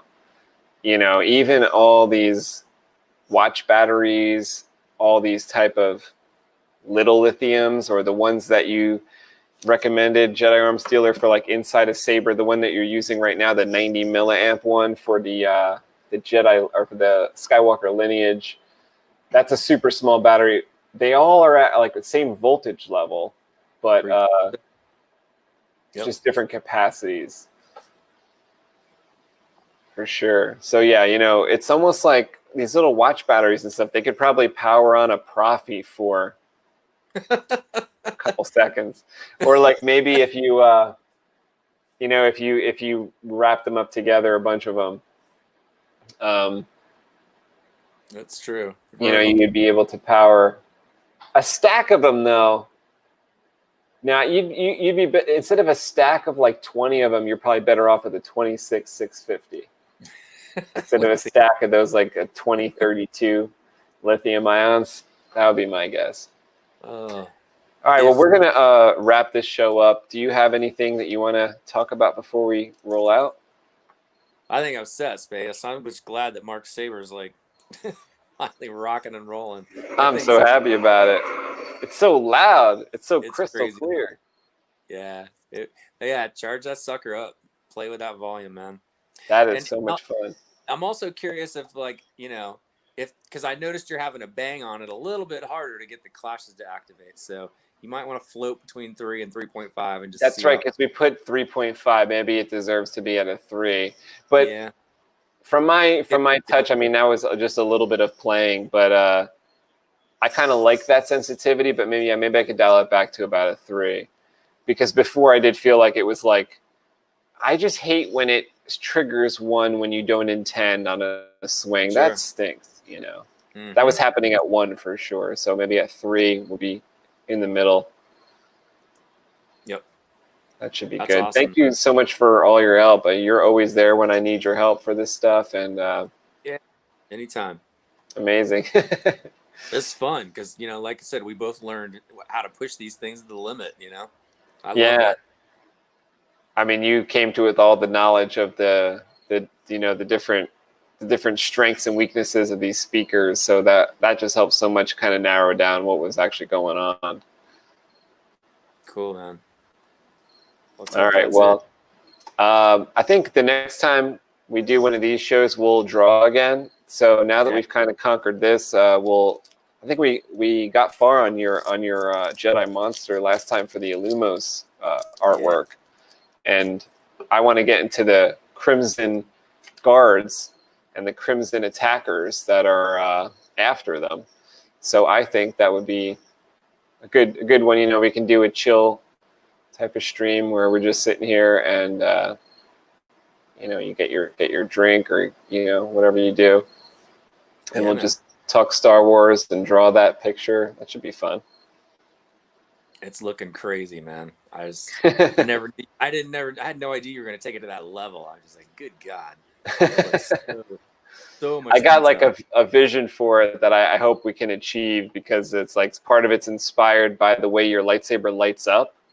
Okay. You know, in those flashes of color. So I just have this idea for like the final layer is kind of me spray painting these like hazy color clouds around stuff in the cave. I don't know if it'll translate once I get there. We'll see if that's still the plan when I get to the end. But you know, it's kind of fun trying to get to the end there.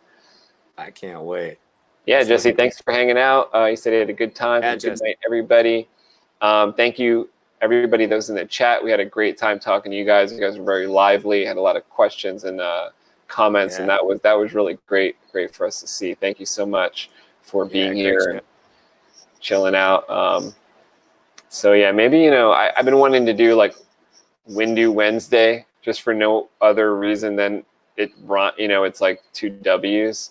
But we kind of seem to have good luck on like Tuesday night, don't we? And it ends up being Wednesday, because at least here where I am, it's Wednesday now. It's 1 a.m. True. So I don't know. You know, maybe we'll try for next Tuesday to do your art piece, if not sooner. Heck yeah. You know, I might try to get on and do like another build stream. I know Malcolm wanted his Saber by the 18th of September. That's not going to happen. I'm still in the mechanical phase and machining, trying to get that done. And I think as soon as that rounds out, it'll be quick. It'll be quick to get him going, and I won't make it so complicated like Marc's. So yeah, good night, guys. Yeah, good night, everybody. Thanks, Jim. Thanks, Jedi Arms Dealer. That was crazy fun. Yeah, so we will roll out. Have a great night, and keep on sabering, keep calm and saber on, savor the moment, and we'll talk to you next time.